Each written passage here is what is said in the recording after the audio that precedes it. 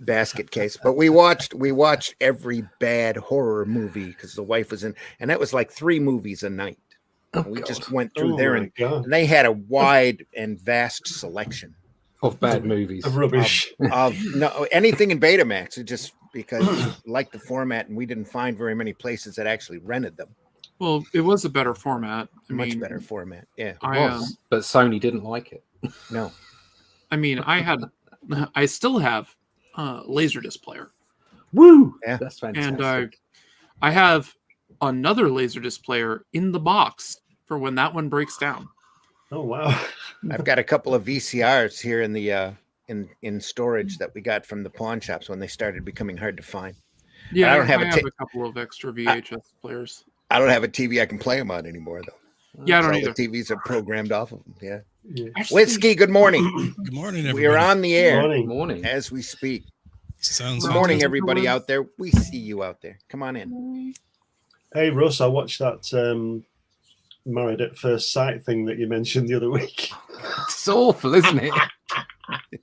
It's absolutely brilliant. You can only watch it for about a minute before you start losing the will to live and your faith in any human nature. We were all doomed. You watch programs like that and you think, we're stuffed. That's it. Suddenly your grasp on reality It's only a matter of time. Away. It's only a matter of time. The Visigoths are at the gate. It's all over. It's only a matter of time before Rome falls when you watch programs like that. Seriously. By far the best monologue I've heard from Russ. Rome fell a long time ago, though. That's the thing. Fall down one boom. It's more of a quiet whimper. That's what it was. Yeah. Going away. Anyway. Whiskey's asking for a link. I already sent it to you. Oh, okay, good. Frane's in the house. Frane, hello, everybody. Hey, Frane. Frane, hope you're doing well. Rue, Katuk. Katuk. I have no idea. I'm thinking Katuk. Katuk. Happy you're here with us, Rue. Actually, Rukatuk kind of makes sense. Yeah. Good morning, Sunday West Funnies Racer. people. John, if anytime you want in, contact me on Facebook. You should be in here with us. You're always welcome in here with us, my friend. It's Sunday always. And you're always funny. That's so right. You should be here. Yeah. Let me know. It looks on everything. If you want a link, sometimes John makes breakfast in the morning and, you know, it takes him a little while to get around. So anyway, welcome everybody. Come on in. It's Sunday Funnies. It's time for Sunday Funnies. I'm going to run the opening, I think, and get things underway. The intro. Yeah. I'm not wearing any pants. Film at 11. I'm not wearing pants either, but I don't think, I can get away with it because I'm wearing a skirt. So Okay. I just don't have pants on. Must be what the Scottish Pants. Why wear pants? Why do I need to get away with it?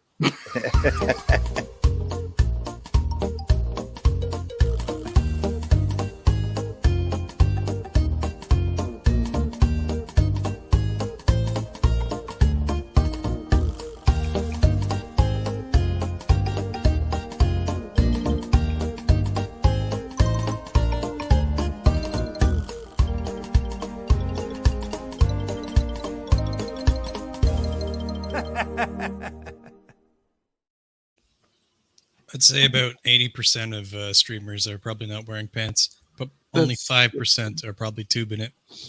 That's probably true. Yeah. Okay.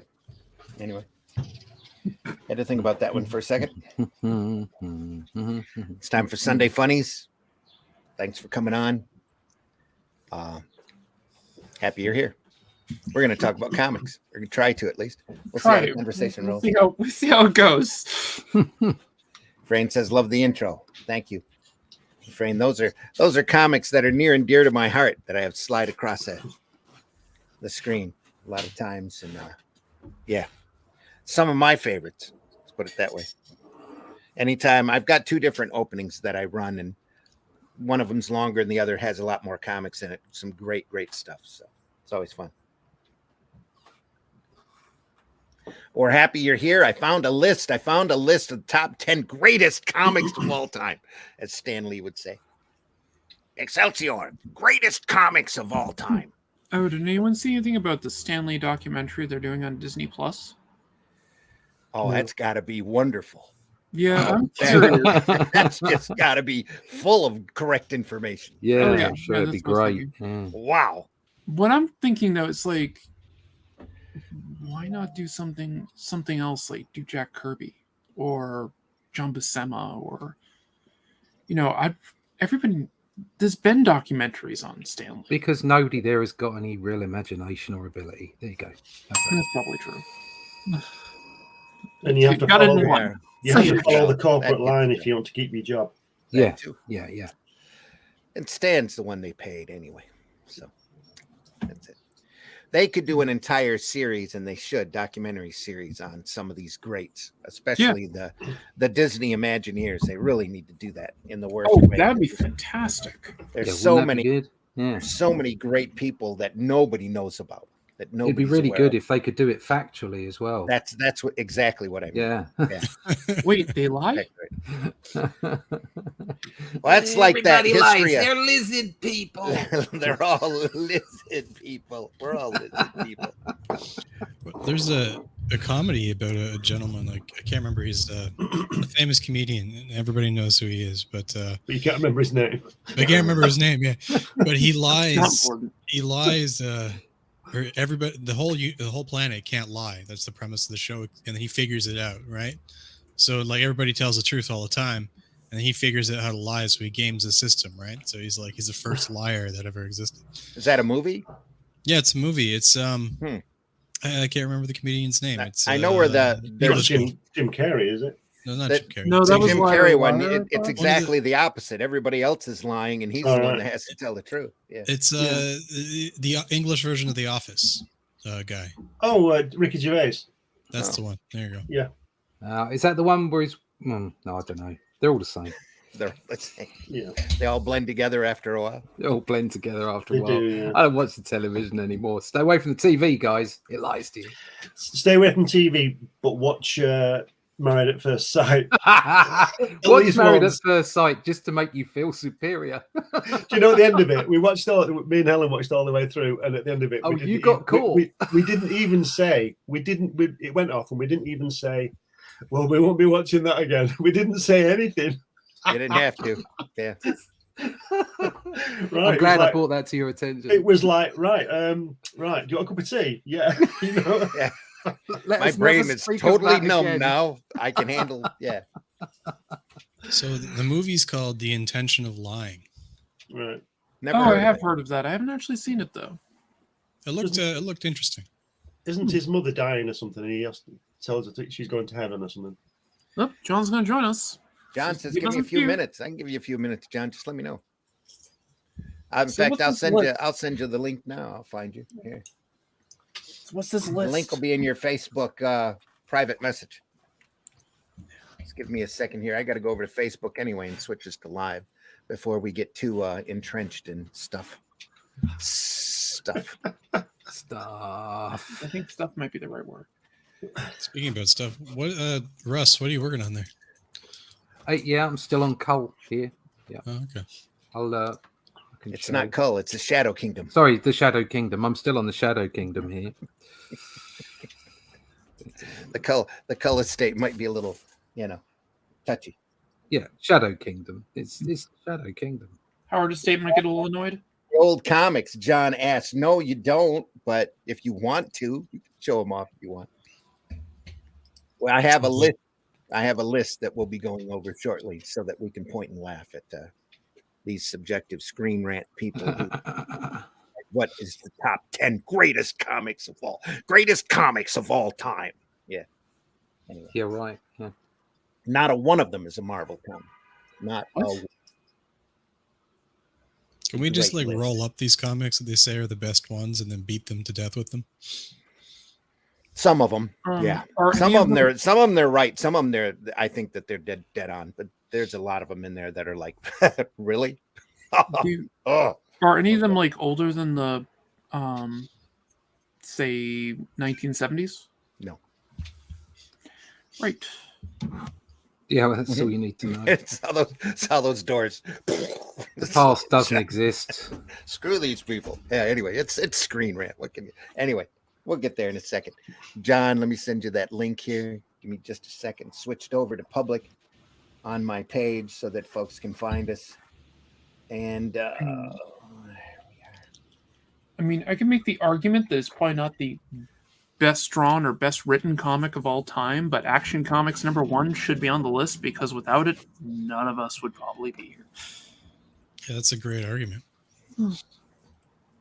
it's very true. Kind of like when people ask me what my favorite Star Wars movie is, and I say the first one because without it, there wouldn't be any others. It's in your inbox on your Facebook PMs, John. It's there. So come on in whenever you can. You're always welcome. Here is what Russ is currently working on. Oh, that was great, Russ. Thanks. Oh, that's beautiful. Yeah, that's looking amazing. It's just going to be great. Yeah. I just finished adapting the story last night, in fact, at 1:30 in the morning. So Your job is now done. no, not at all. I just got to sit and draw. No, your job just started too. But just got worse. Yeah. It's gonna be a great adaptation. You have like go a ahead. great like combination of like Buscema and Barry Windsor Smith with that line art. It's a culmination, I believe, of all the things that I've loved. Oh yeah. There you go. Exactly. So Barry Windsor Smith was not really my top. I'm not that keen on what he did on Conan, but I love Machine Man. Right. Okay, so I absolutely love that stuff. I love the line work that he did in it, and then all the difference, like looking at the way Buscema inked his own Conan work, and then looking at the way, say, Alcala or Ernie Chan, inked it. Yeah. And so that's sort of that range, and so I kind of take the whole thing in and kind of like spew out my own version of it rather than trying to be any one individual. Oh right, person. yeah, no, you're being yourself. And it's I was going to say, isn't that the way our art is supposed to go? Yeah, exactly. Yeah, You're and inspired by you're inspired by the people you idolize. Yeah, I mean, yeah. With Barry Windsor Smith, I wasn't really big on his Conan either. I liked his Weapon X though. Yeah. The Weapon X. Oh wow, yeah, exactly. It's funny, isn't it, how certain artists hit you in the feels on certain stories. They don't always work on every story, and that's definitely the case for me. I think it's good to point out the way that their style changed dramatically. It looks like Kirby in the 40s with Captain America. I don't particularly like those skinny characters that he draws. No, I preferred his later stuff. But the 60s stuff, when everybody's like a brick wall, is absolutely incredible. Yeah, it's really stylistic. It's really sort of you've got to love that stuff. Yeah. So I'm having a lot of fun with it at the moment. That comes from having to draw the Thing for so long. Oh. You get this big, blocky, just basic shape style. I've said this before. I never cared for Kirby when I was growing up, but that somewhere in the early 20s or whatever, I ended up bumping in when I was in my early 20s, I should say. I ended up bumping into New Gods, and it was like, this stuff is incredible, just unbelievable. Oh, I love. And then you go back and you look at everything, and then you start collecting. I love Kirby's all of the range that he's done over the years. Is just his rendition phenomenal. of the Thing is great, and I think Buscema with Sinnott over the top is a further expression of where Kirby started the Thing and how he ended up. I think that because obviously Sinnott was on a lot of other people after Buscema. I think Byron as well. Yeah, but that core sort of feel of the Thing stayed for a long time, and I think that Buscema Sinnott thing for me it's perfect comic strip. It's just it's fantastic. There's some great comics out there. Did Joe Sinnott ink any of the Buscema Silver Surfer? I would have to look in my. I don't think he did he? I don't think he did. I think Buscema inked it himself, didn't he? Yeah, I want to say. I can probably tell you here just a second. Because if he did, that is a really good question, though. Yeah, I mean, can you imagine what it would have looked like? Yeah. It wouldn't have been looked like they let Jack do it like they should have done. Yeah, I mean, just seeing the way Sinnott inked the whole of that Fantastic Four run with Buscema on it, and because there was a lot of Surfer in that with Galactus and what have you. That was just fabulous. Yeah.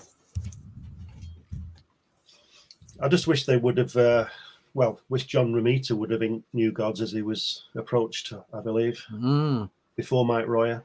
And or even somebody like Wally Wood or Barry Smith, those people. No, Joe Sonoy did ink issue 1 of Surfer. Right.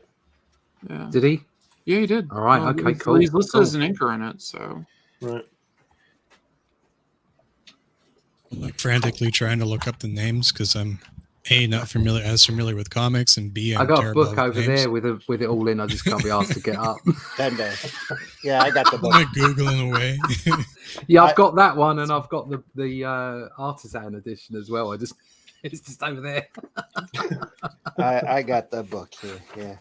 It's first print. He inked the first 3 at least. Sal Buscema inked number 4. Yeah, Joe did. Oh, there you go. Look at that. Yeah, and he did 5. All right. I'll relent. Oops. Yeah, 1 through 3 is what he's credited with. Sal 4 through 7, Atkins 8 through 15, Chick Stone 16 and 17, Herb Trempe on 18. Yeah. Which I think is Kirby, right? It's Kirby, yeah. It's the last issue, isn't it? We got a couple of comments there that are. Yeah, when you look at the cover, it's pretty bloody obvious, actually. I remember that book fondly because I read it. It was one of those books I read before I could have superhero comics. And I read it while I was on vacation. Just incredible stuff. To smash the Inhumans. Yeah, gorgeous. Yeah. Fantastic. Look at that. And who was amazing. who was the inker on this one?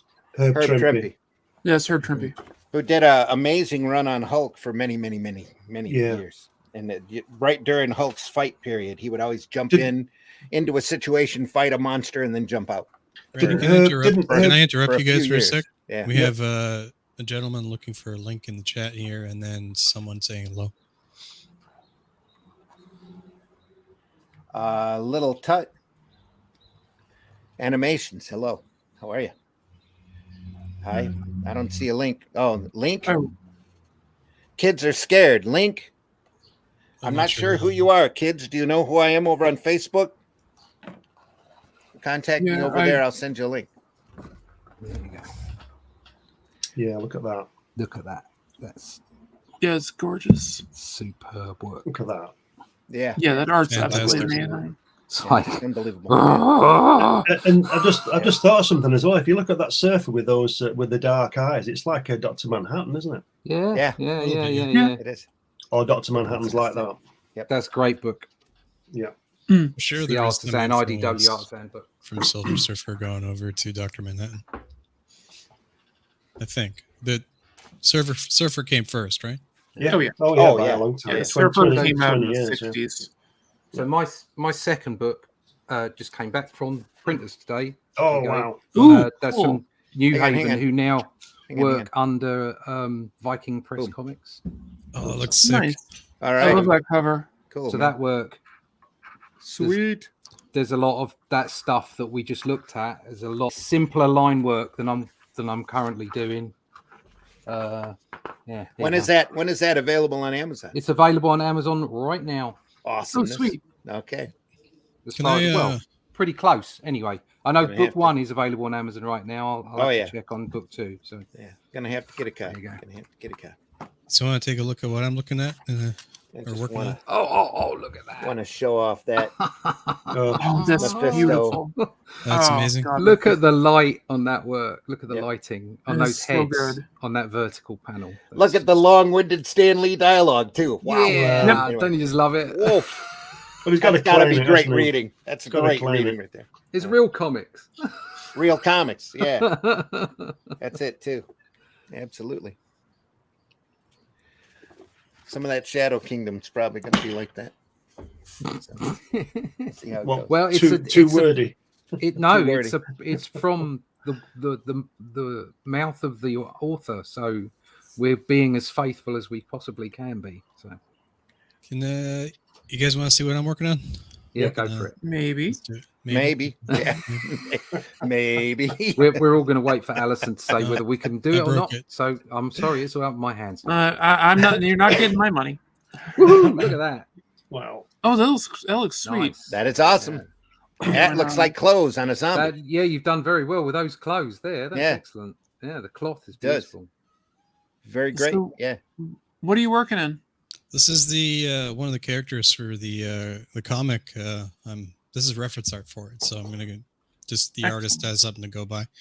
This Excellent. is Are you one working of the. in Blender? No, this is ZBrush. Oh, ZBrush. Oh, Yeah. awesome. I wish I could afford ZBrush.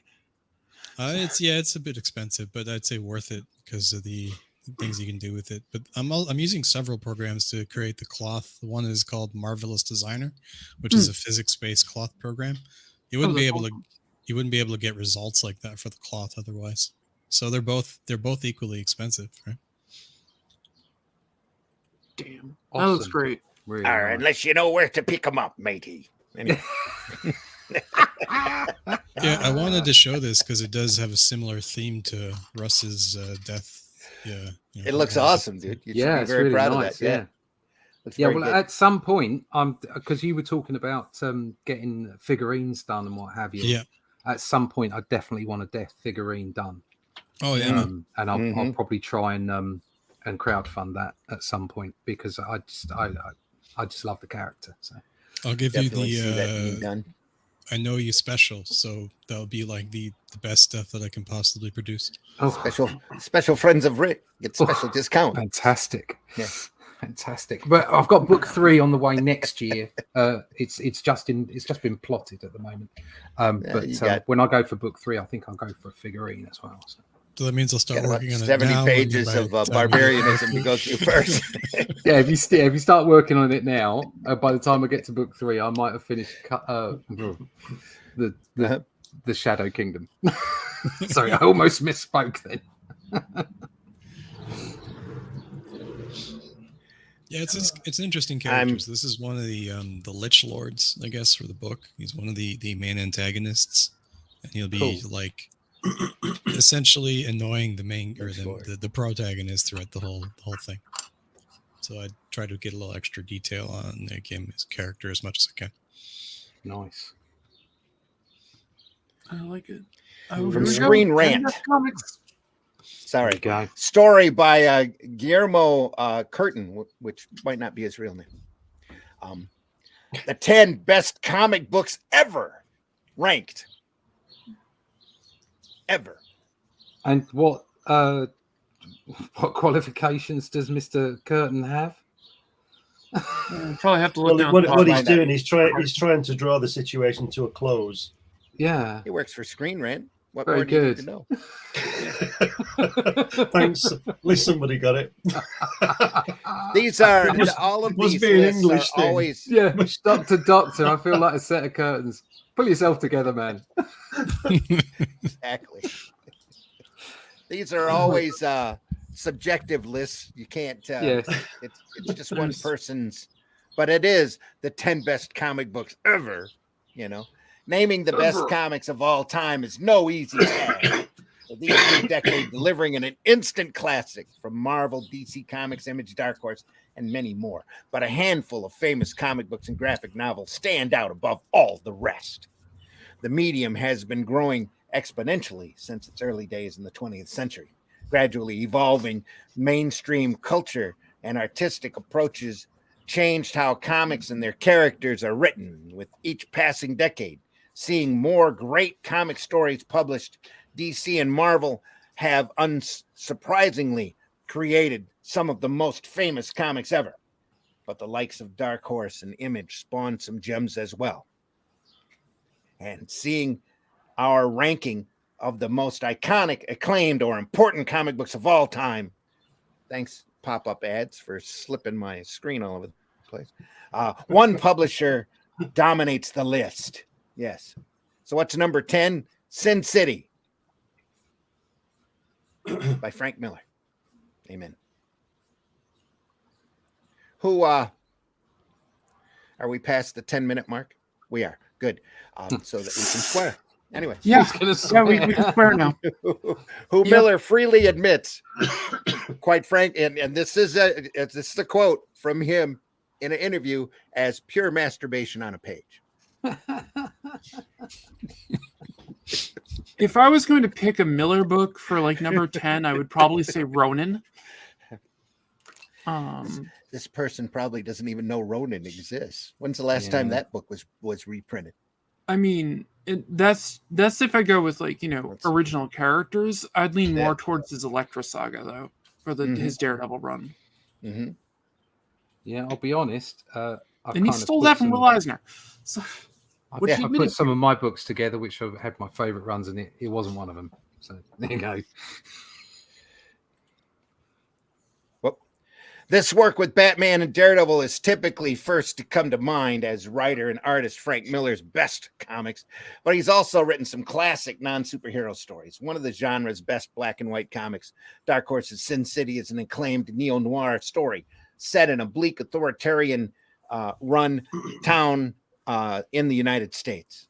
The comic was revered for its approach and heavy inspiration from pulp and crime noir TV, movie, and magazine stories. Likewise, it presented an engrossing change of pace for Miller, writing Sin City more like a serialized TV movie crime drama in a comic book format. Though the second movie adaptation was poorly received, the initial 2005 movie received generally positive reviews.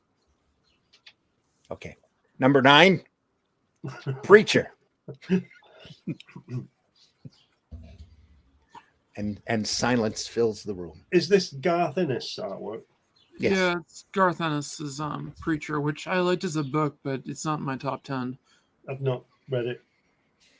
Do you know what? I've not read it. I feel like I should have.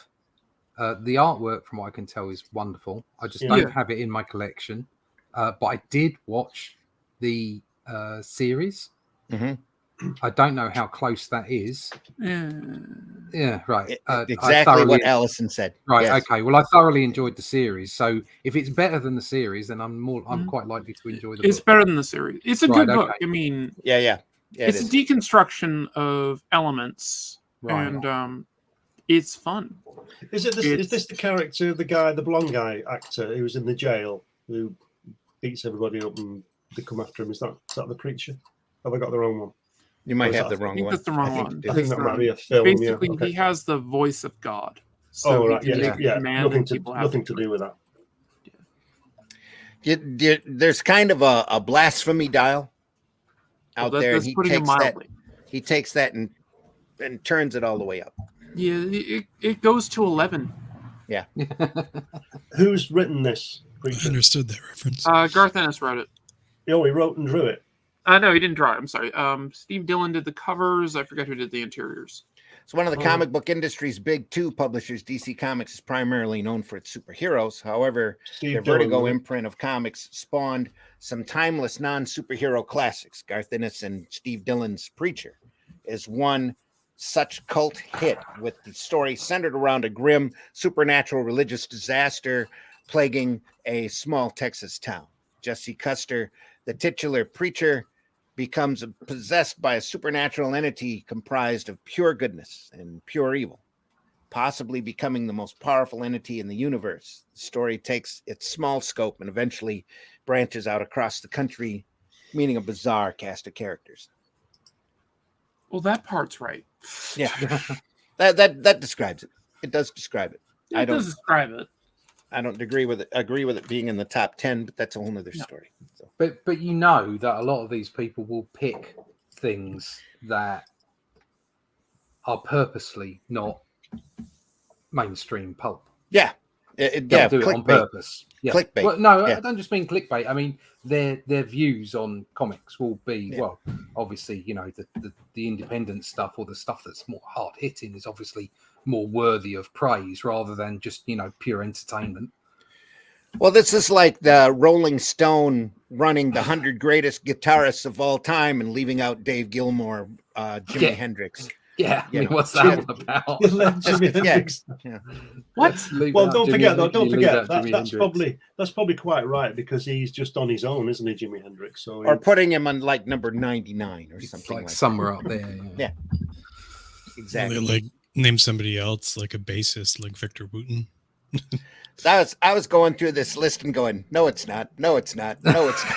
Anyway, that's just me. All these lists are subjective. Onward, number 8.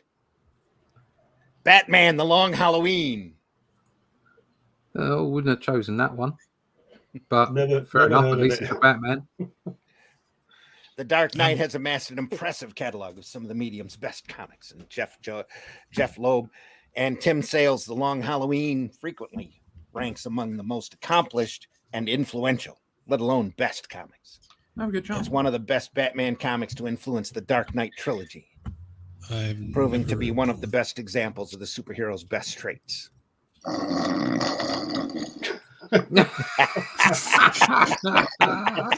Hi, John. How you doing? Excuse me. I mean, Yeah. good. Hi. I'm sorry. Was that a critique? We told you it was. We told you that it was Sunday and that he was funny, and we were right. Yeah. Now, don't get me wrong. Tim Sale is a phenomenal artist. And Jeff Loeb is probably one of the best writers working at DC today, if not the best, when it comes to comics. But anyway, I wouldn't consider that to be on a top 10. As I said, my pick was Nightfall, actually. But yeah, Gotham by Gaslight comes to mind. Really quick. There's a number of other great products. Yeah. The story arc anchored by a detective thriller premise, Batman Year One, highlighting an element of Batman that often goes criminally forgotten in live action. It does while still embracing the noir hero's dark mythical atmosphere and imposing physical prowess. The Long Halloween is an engrossing crime drama that reminds fans how masterfully grounded street-level stories can be done. Well, it was a good street level story, but I said Gotham by Gaslight I like better. Yeah. Batman Year One I like better. And I think by far it was Brian Augustine's best writing work. Brian went on to be an editor for quite a few years over at DC. Number 7, any guesses? There it is. Kingdom Come. Kingdom Come. Tintin. Oh no, sorry. Sorry, Tintin is not on the list. Tintin is not on the list. Well, it's beautiful. Yeah, I mean, it is beautiful. I will give it that. That is beautiful. It is. And it was a good read. I don't know about that, but it was beautiful. I liked it. Like I said, it's subjective. Yeah. I found it to be a confusing mess myself, but it was a very difficult. Hello, birds. Very difficult to follow. There's no way I would have put that anywhere near the top 10, though. Yeah. Expanding the greater Justice League, Kingdom Come is a landmark comic in DC's pantheon of stories. This alternate canon comic was not really. They're this really guy trying really to get knows to his comics, doesn't he? Yes. Was a sort of meta deconstruction of superheroes as a concept. Veteran Mark Waid, an iconic artist, Alex Ross. Probably the only thing in this paragraph that I can totally agree on. Ross bit. Yes, Alex put together a mini-series that detailed the fall and prominence of the outdated traditional heroes and the rise of dangerous copycats. The traditional superheroes fall out of touch with changing times and new threats, just like today's politicians, with Batman's team trying to stop Lex Luthor in the impending conflict. It's a fascinating alternate tale that stands as one of the famous Elseworlds imprint's best comics. Even the bird likes it. Yeah, it's agreeing with you. Again, Gotham by Gaslight is not on this list. Neither is the last, or the Nail is not on this list either for Elseworlds comics. What is it? The Nail is oh right, okay. I'd say as far as Elseworlds, because Elseworlds doesn't exist anymore, does it? Officially, all depends on who you talk to. Yeah, I mean, I would never say was supposed to exist in the first place. I would say there's plenty of Elseworlds material out there. Some of my favorite being Earth One, the Batman Earth One stuff, which is pretty good. I'd still rate Gotham by Gaslight. Is that Straczynski wrote that? I don't know. I think he wrote Superman Earth One. Yeah.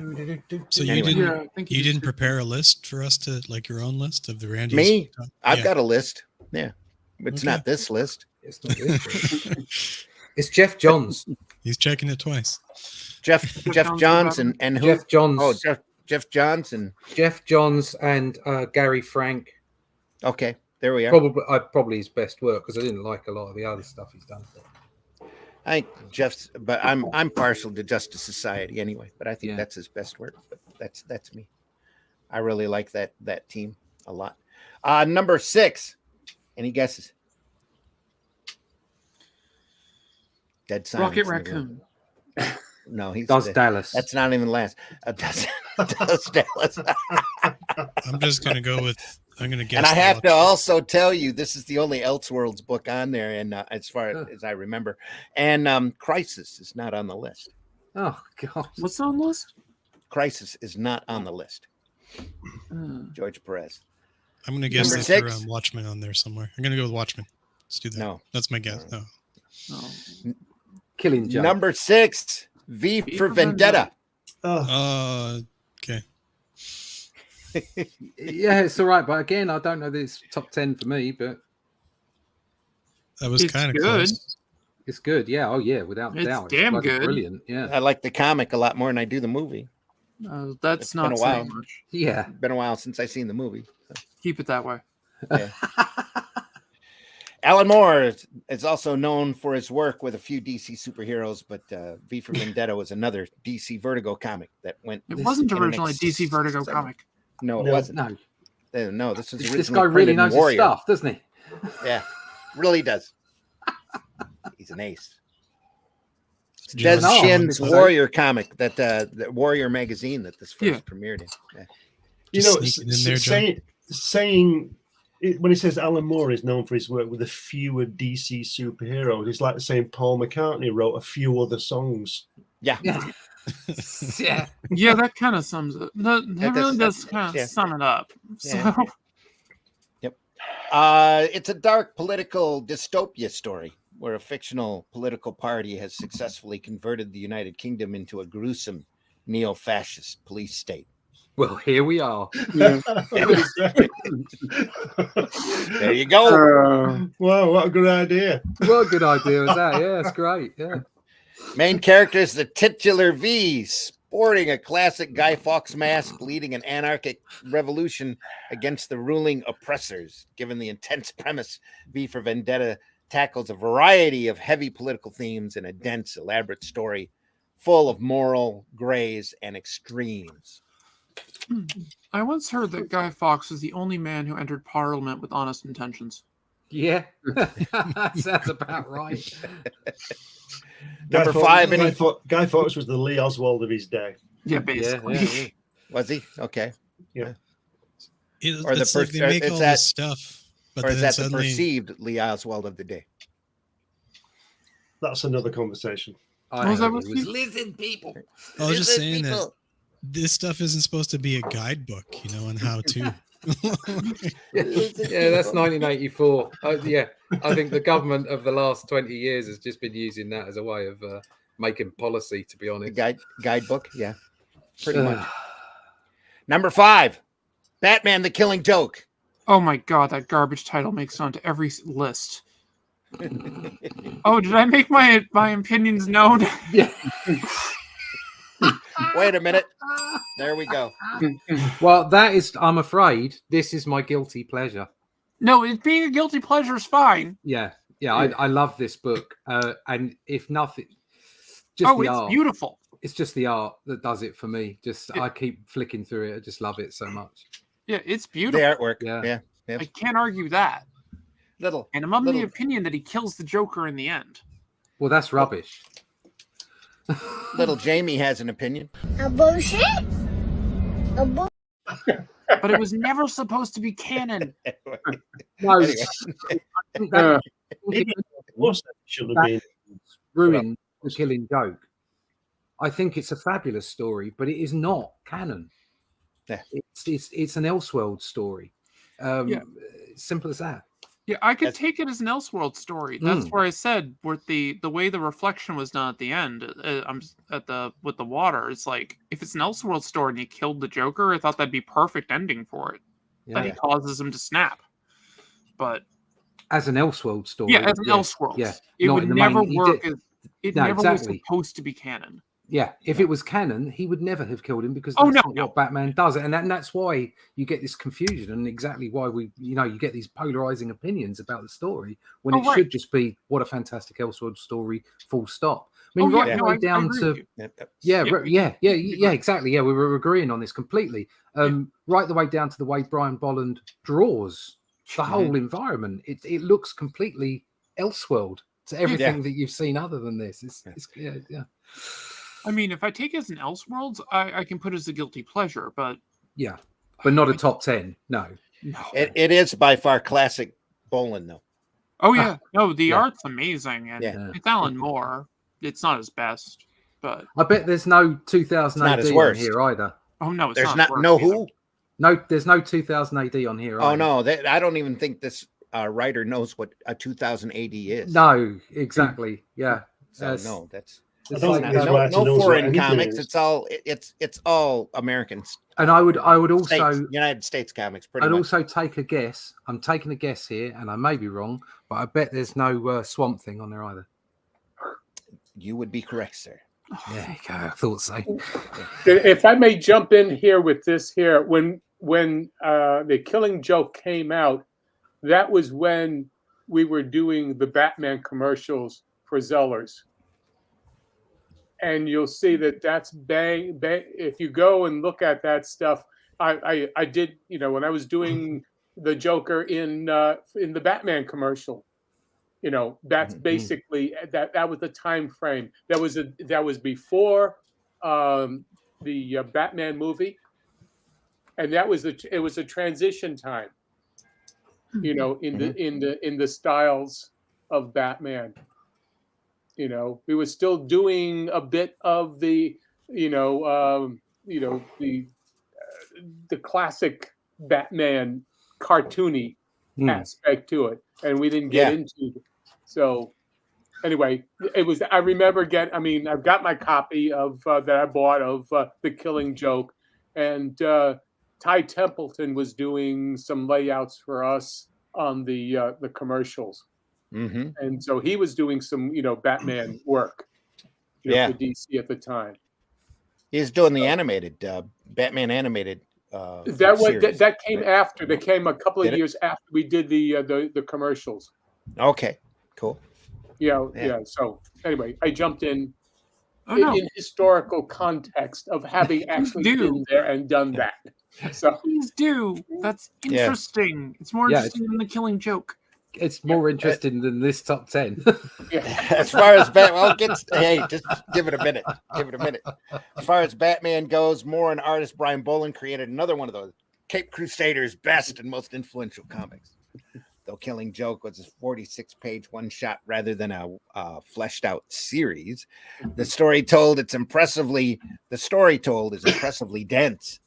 Like The Long Halloween, The Killing Joke is instrumental as reference material for the Dark Knight trilogy, namely inspiring Heath Ledger's immortalized take on the Joker. Sorry? What? Is dense as in I don't understand or what? That was Kingdom Come. Yeah. Good Lord. What is this bloke talking about? It's one of the best comics the villain has featured in, and highlights how the clown Prince of Crime's excuse for embracing madness is nothing more than thinly veiling his cowardice that only Batman has called out.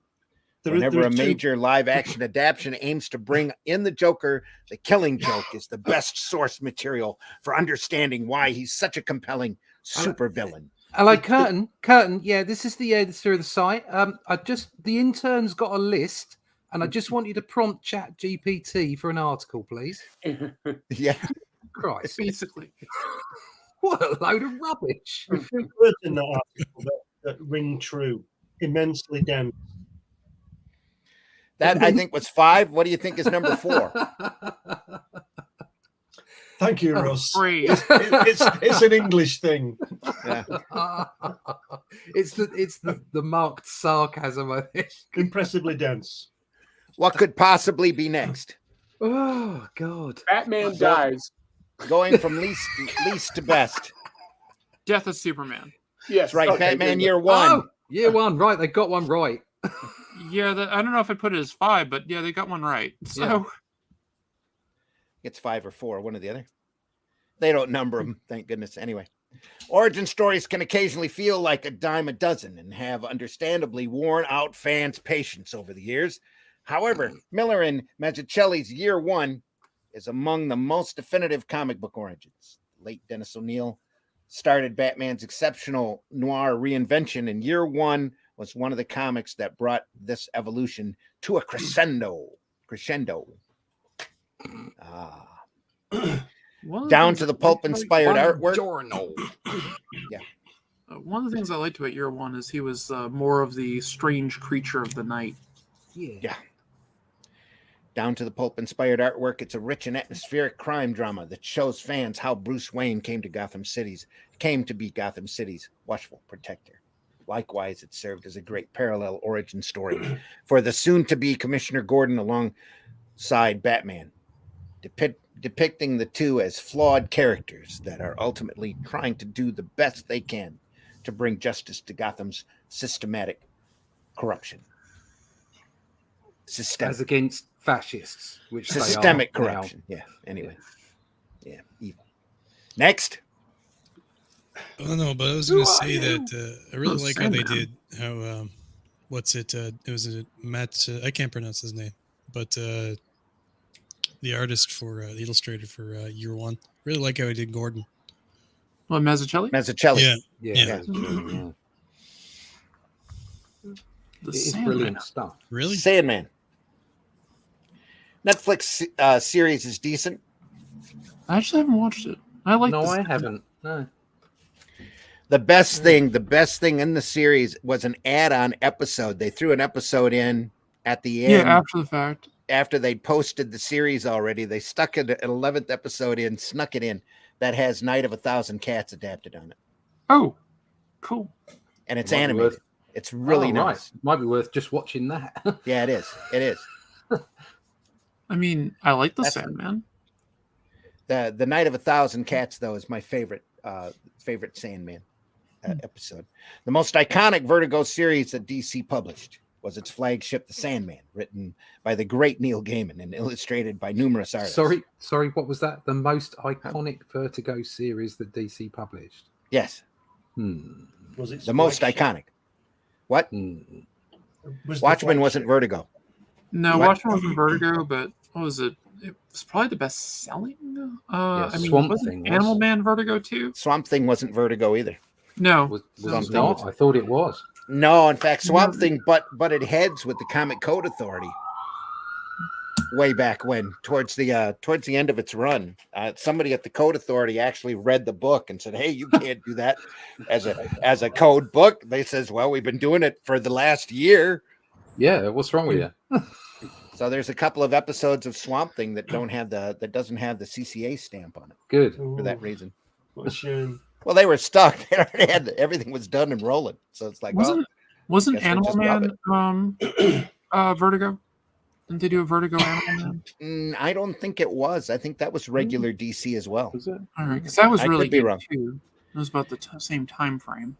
Okay. Sandman is celebrated as Gaiman's magnum opus and praised for its eternal and surreal personifications of metaphysical concepts. The endless are these personifications as they embody some of the most powerful forces that make up the universe. That's not wrong for what it is. Yep. Listen, I like Sandman. I don't know if it's in my top 10, but I like Sandman. I think for impact, it would need to be somewhere in there. For a modern top 10. I've got a top 10 of all time that I made a list of. Modern top 10, I would definitely say it should be in there. One modern, probably from the 90s. I know it says numerous artists, but who's drawn that? Because it looks like sort of Barry Smith type of style, doesn't it? I'm sure it's not, but it looks like it. No, there was a lot of different artists on there. Yeah. That almost looks like Vince Locke's material. Right. That looks like a Vince Locke drawing. Yeah, I'm not sure who did that one. I could but be- Sam could be Keith wrong, though. started working out. Was the first Yeah. artist who worked on it. Yeah. I really liked his stuff on it too. He had a rough time, though. I believe he's got yeah. a bad tendonitis problem in his wrist. Oh, So bummer. he couldn't keep a regular, couldn't hold a regular schedule. So they had to bring other people in. Okay, next. Sad. No idea. No idea. Next, of course, Batman: Oh. The Dark Knight Returns. God. Do you think maybe the writer kind of has an affection for Batman? There's a lot of Batman and Frank titles. aren't Miller, there? yeah. Yeah, and for Frank Miller. Yeah. And for Frank Miller. This is the third Frank Miller book on the list too. Probably the most popular Elseworlds Batman story. I forgot that was an Elseworlds story. As Miller's The Dark Knight Returns, while an unquestionable classic to most, some of its themes have been unfortunately misconstrued and subsequently glorified in the modern day. Well, that part he's probably got right. Despite this, that's right. it remains a gripping action and politically dystopian set Batman arc portraying a more cynical, jaded version of the hero after the fall of most of its heroes. I think that's number 2. Yeah. The 150 plus year old, the 50 plus year old Bruce Wayne is compelled back into the cape and cowl after Gotham regresses into senseless crime and the U.S. government continually neglects the dying city. Oh, well, somebody was reading that book. Meanwhile, the same governing body has effectively turned the once great Superman into a political weapon and lapdog. Oh, somebody really was reading that book. Anyway. Okay. And of course, we have number 1, Watchmen. Oh, that's imaginative. That took a lot of deep thought. Yeah.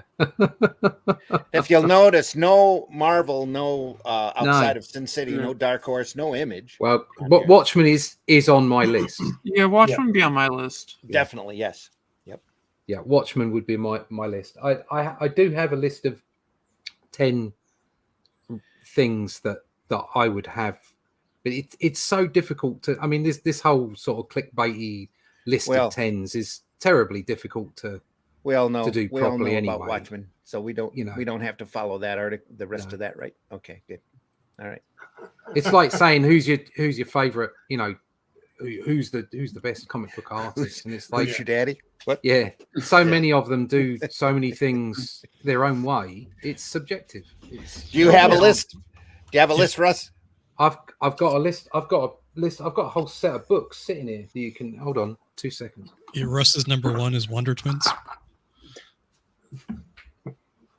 Or the modern Sugar and Spike miniseries done by Keith Giffen, where they're all grown up and ghost hunters. That's great. Anyway, right.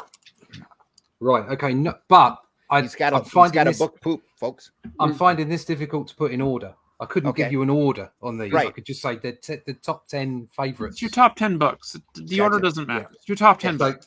So the run on Warlock with Jim Starlin. Just because it's crazy. That's damn good. You up there. I absolutely love that stuff. There you go. Yep. Yeah. Right? That's good. the graphic novel version. The original run of ABC Warriors. Another great book. There you go. Yeah. And hey, kids, if you don't know what that is, you need to look that up. Yeah. ABC The Warriors. original run. Yeah. The original run, although the second run was brilliant as well, Judge Death. Oh yeah, the original Judge Death. Yeah. Part of Judge And Dredd, Bolland- Brian Boland. Bolland is hype. Absolutely Yep. brilliant stuff. Yep. And just, brilliant writing. Was that Pat Mills? I think No, John so. Wagner. John Wagner. John Wagner. Okay. Again, Mills was having his handful running the whole boat at that point, probably. Anything from anywhere on the Buscema run of Conan. Savage Sword of Conan. There you go. Any of that stuff. And I do have lots of magazines down there. It's just, this is a lovely compendium to have. Mhm. The original run of Captain Britain, because it's beautiful crap. It's great. Herb It's just, Trimpe, it's just again. great. I just love it. Herb Trimpe and Chris Claremont Oh, knocking yeah, I it mean, it's- out, literally knocking it out. It's magic rubbish and it's Yeah. wonderful. I love Yes. it. Absolutely Yep. love it. Steranko, the whole run of Steranko's Shield. Oh, I love his Shield. It's classic. We have 3 episodes of that over at Comics by Night for anybody that wants to see some of that. So I'll just drop these down before I drop them completely. Yeah, I'll don't just drop put them on the floor. There you go. Put them down there nicely, so don't drop the rest of them.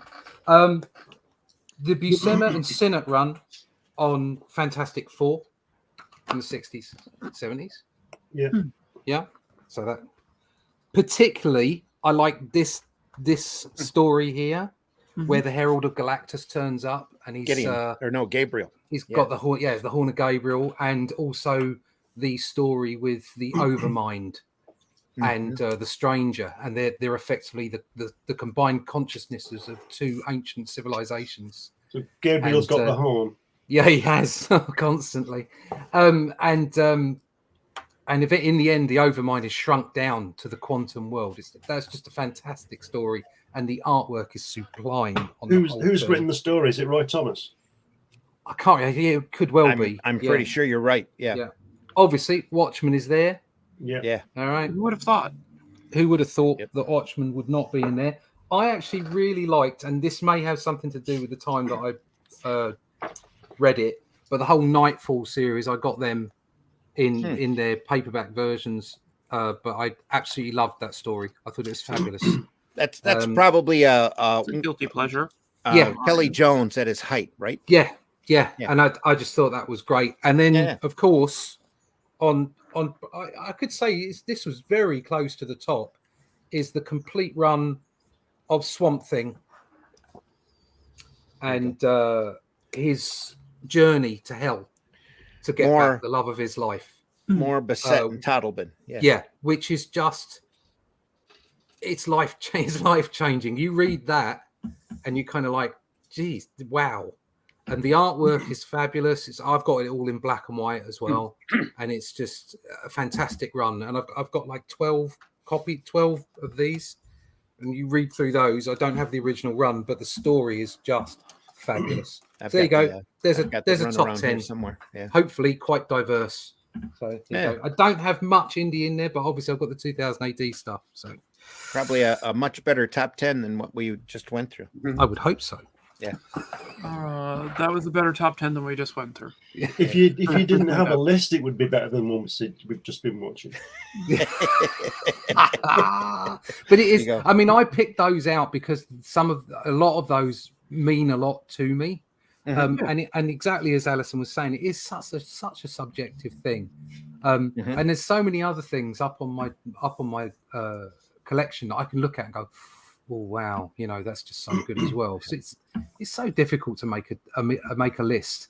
I think it's probably easier to make a list of the bum ones, like that was crap. the crappiest books of all time. Yeah, 10 crappiest books of all time. That's probably if I true. made a list, I'd probably get laughed out of the room.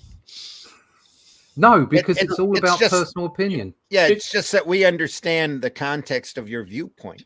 So you wouldn't get laughed out of the room. We'd just go, "Oh, dude, you need to sit down and read this, and this." We'd laugh about you once you'd left.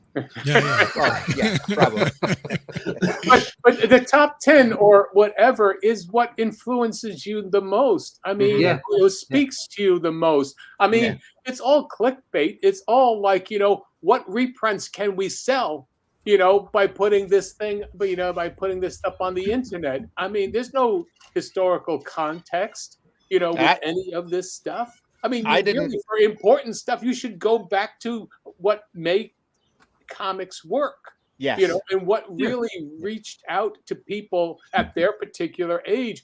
But what influences an artist the most? I mean, that's and the writer. I mean, if what you're looking is just to sell what you've got in store or stock of what you plan to be reprinting, that's something else. I never realized how entrenched Screen Rant was with DC and Frank Miller. Yeah. That was a lot of Frank Miller in DC. And they also had a lot of Alan Moore, though. So got a new comment coming in there. Oh, I'm sure there's comments here. We've been like there used to be a phrase in programming. It's like nobody ever gets fired for hiring IBM. Yeah. because even if IBM cock up, they've got such a big imprint. Everyone knows IBM. It's like, well, you didn't make a wrong decision. It's IBM, you know. And it's the same with this. It's like, oh well, let's put some Alan Moore and some Miller on there, and you know, we're bound to get it right somewhere. Squish it, smear it around a little bit. Yeah.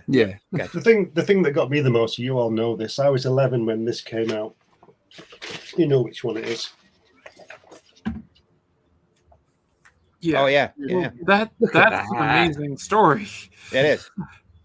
And like I always say, you know, it came between Galactus and the Black Panther, one issue, and that had the most profound effect on me and my looking at the way I read comics. I was 11 when that came out. I'm, you know, lucky enough to have seen it first time around. I think it influenced a lot of people that were kids during that time. Yeah. Yeah. But that particular issue is those guys at the top of the game, you know, Kirby and Sinnott and Stanley with his silly words. It still works. And that one issue, I'd find it difficult to make a top 10. It's like having a top 10 films or musicians or albums. Yeah. You change, you know. But if you held me down, so to speak, there would probably be the same 15 hovering around. Yeah. Which order they were in. Yeah. You know, on any given day, I would. I've said this before. If I was to be stranded on a desert island, and I can only take one film, I would take 2001. But if you put Blade Runner there, I might take that one. Do you understand what I mean? So it's where you are at the time. Yeah, if 2001 wasn't available, you'd take that as a second. Exactly. Best, happy, So, you know, and but then I think that Shawshank Redemption is probably the greatest film ever made. Work that one out. Okay. I might be thinking, you know, That Thing You Do with me. The what now? That Thing You Do, Tom Hanks. You know, the song. You don't know that oh no, I'm familiar with the movie. You consider that to be one of the top, huh? Oh no, I know. If I had to watch it over and over again, I mean that's a simple thing. I mean, you know, yeah. If I had to take a film that I had to watch over and over again, it would probably be Ghostbusters. Yeah, yeah. It'd be Star Wars for me. Because Bill Murray's already did that with A New Hope. Funny. So that's basically what I would do. I would take that. Bill Murray's greatest moment for me is in Stripes when they all come out when they've been up all night practicing. Army training, sir. You know that one. What kind of training, son? Army training. Army training. That's great. That sequence is absolutely brilliant. It really brought War and Oates to my attention. Pretty hard. It's just great. Just a class. That and the use of a spatula. So. I was just impressed the way that he holds up the ice cream scoop. Yeah, when those guys, when they all wake up and they all come out scruffy and there's that big parade going on, the way they do all that thing with the rifle and all that, they must have practiced for weeks and weeks and weeks to do it right. Oh yeah, because it's perfect. It's just absolutely brilliant. In high school, I was on the trick drill team, so I mean, we used M1s and blades. Wow. So you can do that. Mess with John. Yeah, that was my Xavier high school time. So I tell you, one of the greatest things I ever saw to do with that kind of thing with my own eyes was at the Tomb of the Unknown Soldier in Washington. That's the old guard. Yes. And those guys walking towards each other and turning and clicking the heels. And he held his hand out full length. And his garand was sitting on the end of his fingers, straight up at right angles with his arm. I mean, I don't know what those things weigh, but they're not light, are they? And no, those are. Yeah, those are M1s with blades, and that's 10 pounds, and the blade is another half pound, so it's 10.5 pounds. Right. But it was just absolutely incredible. And the guy came out, the sergeant guy came out, and he told everybody to be quiet, and you were. You were. I'm telling you. He said, "You will be quiet. You will not make any." And everybody's going like, "Shit," you know. And everybody was quiet, you know, because everybody was yakking before that. It was really funny, really scary. Yeah. Anyway, that's the point, right? Yep. John, do you have a list?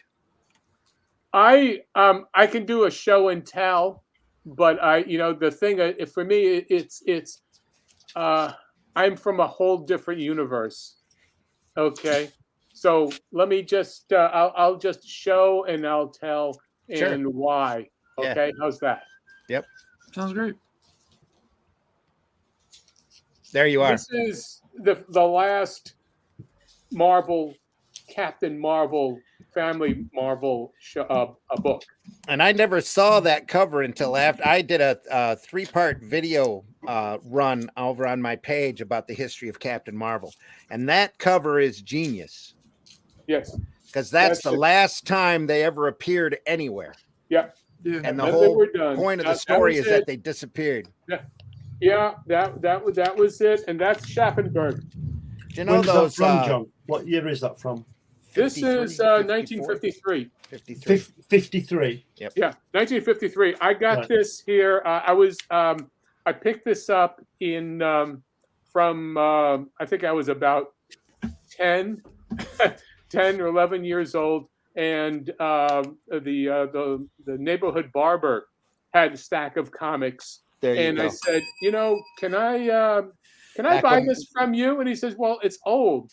And I said, yeah, but I kind of like, I'd never heard about Cap, but this is 1959 that I bought it. So it's a 6-year-old comic. He said, that's old. So I got it for $5, 5 cents. Rather. 5 cents. 5 cents. Yeah.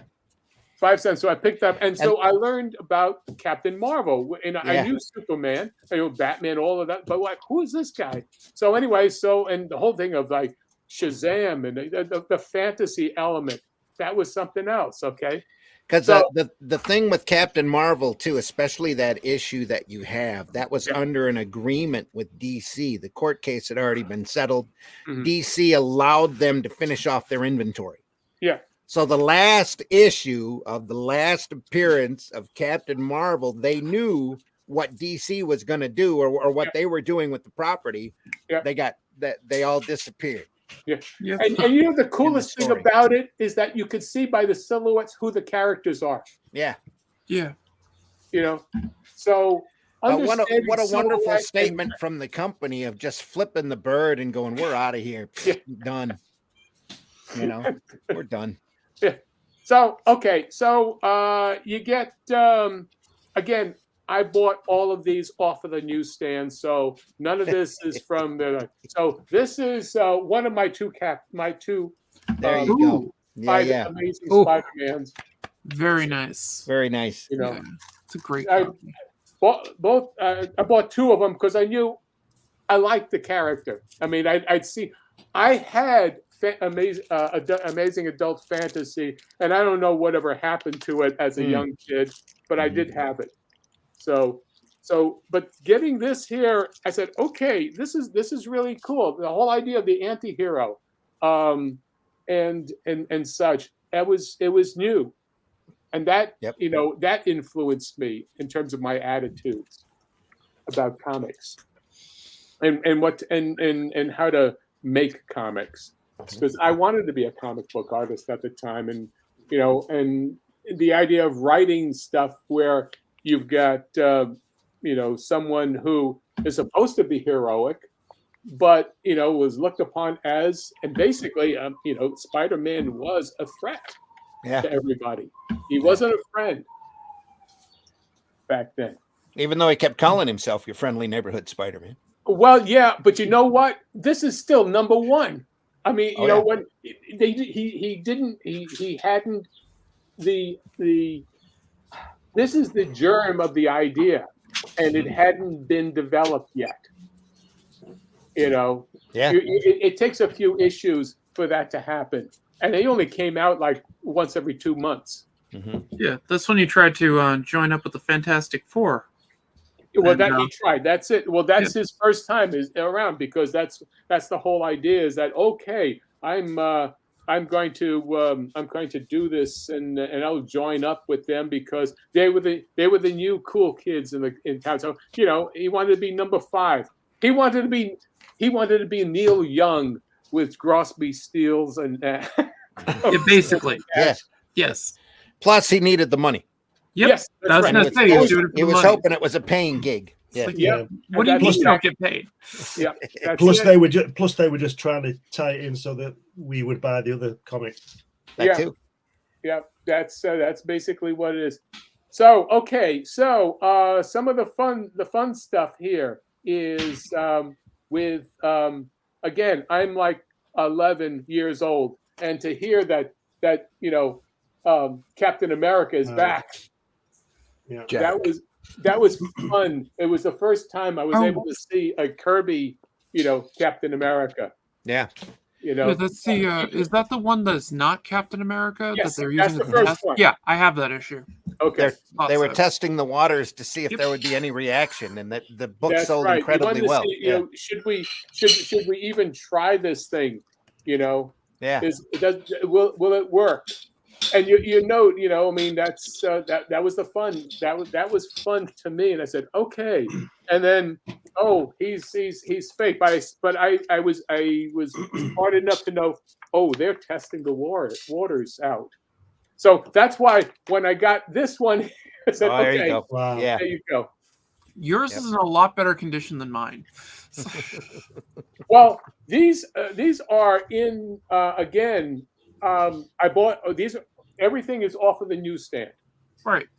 Okay, so but they were underneath my bed for years. Yeah.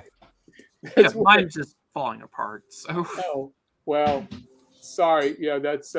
Well, one of the things about these comics is that they, again, you have there's the way the paper was, and it wasn't a very good paper back in those days. No. Mhm. Okay, Cheap this newsprint. runs again with Sergeant There you Fury and meets Captain America. That is again those were two of my favorite. I really liked Sergeant Fury and the Commandos. Cool.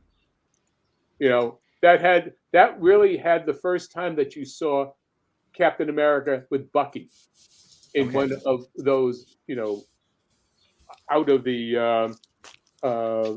World War II comics stories, and so again, it was one of my favorites there.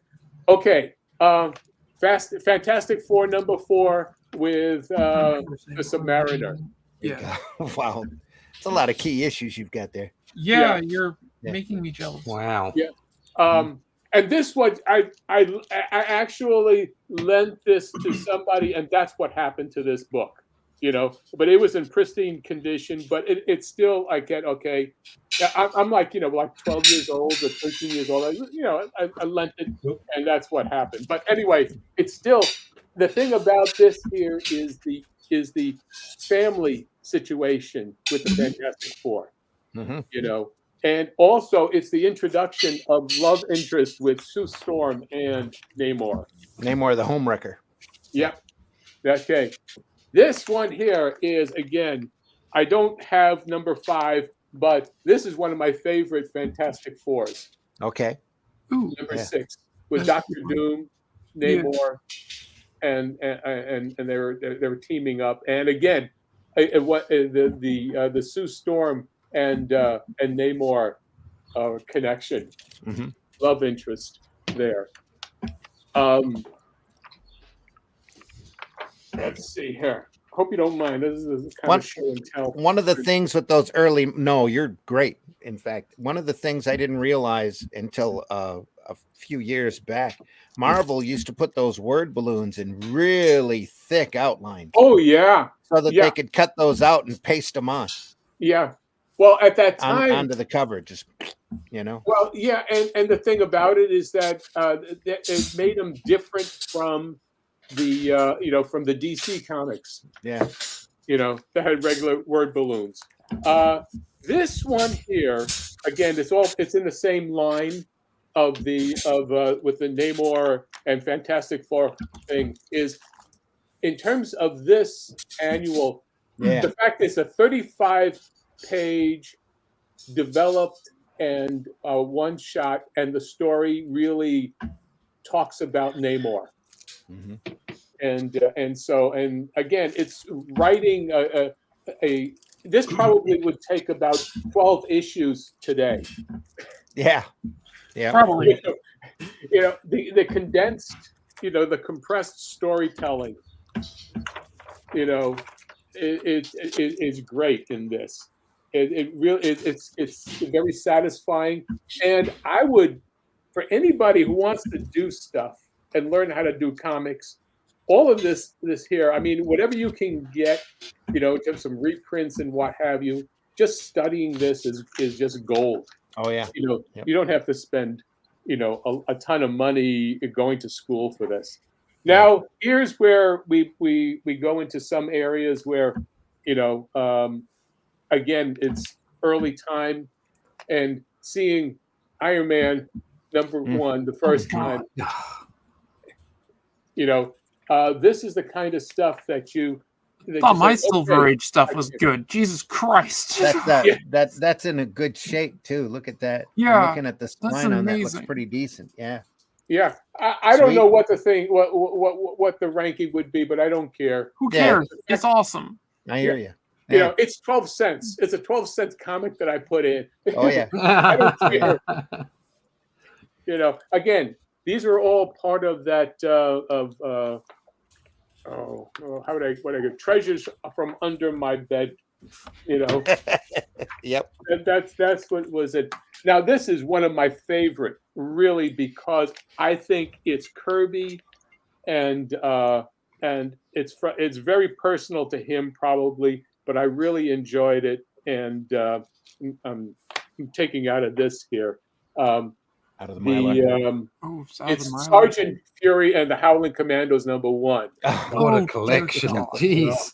You have all the Marvel keys, don't you? Just yes, pretty much. Yes, that's amazing. Because I knew what I was doing. I mean, 12 years old. You knew. I looked at it and I said, "Okay, I'm buying what I like." Now, there is so much humor, action, drama in this stuff, and his drawing of human. I mean, to me, Kirby is at his best when he was doing the early Commandos. Okay. Because of his personality, and also they killed some of the Commandos back then.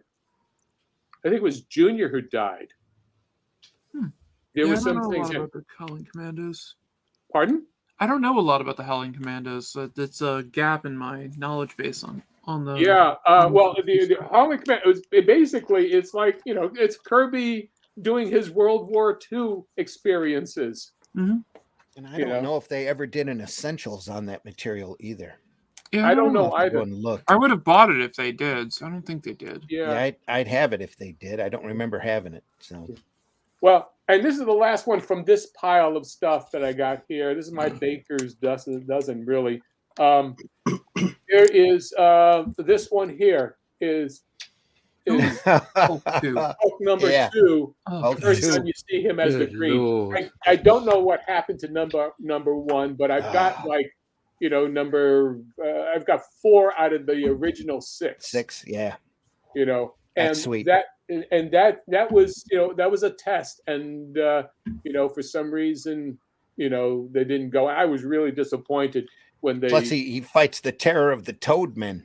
Yes, the terror of the Toadmen. That's right. You know how terrifying Toadmen are. Yeah. Yes. Exactly. Anyway, so especially when they look like apes.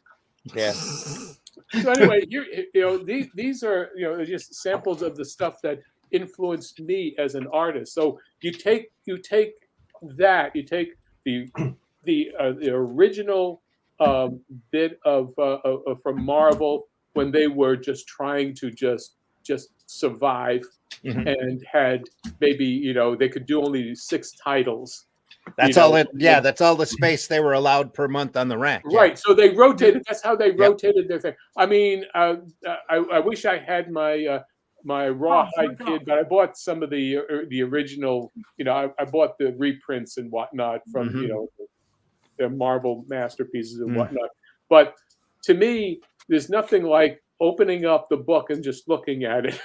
Oh yeah. It's, and nothing matches that experience. Yeah, no, and being there and seeing it, and so I have a problem. Well, the mix of fantasy with the Fawcett material, Mhm. with the caricatured reality of Kirby and Stan Lee Mhm. pulling together all these anti-heroes. That's where I kind of left Superman alone, because they were boring. Yeah. Basically, the DC was boring, and that's why. Wayne boring. Yeah. Yes, well, listen, no, Wayne he was a cool guy. I mean, I worked with him. I mean, Yeah. So, but the thing about it is that those early Superman stuff was, it was brilliant in terms of, because it was for a world. It was a product of the Great Depression, where they Yeah. wanted somebody to save them, and he was Yep. always going after the crooked politicians, the slumlords, standing up for the coal miners and the union shops and things of that sort. That's a very different hero than what eventually he became, to compete with Captain Marvel. Mm-hmm.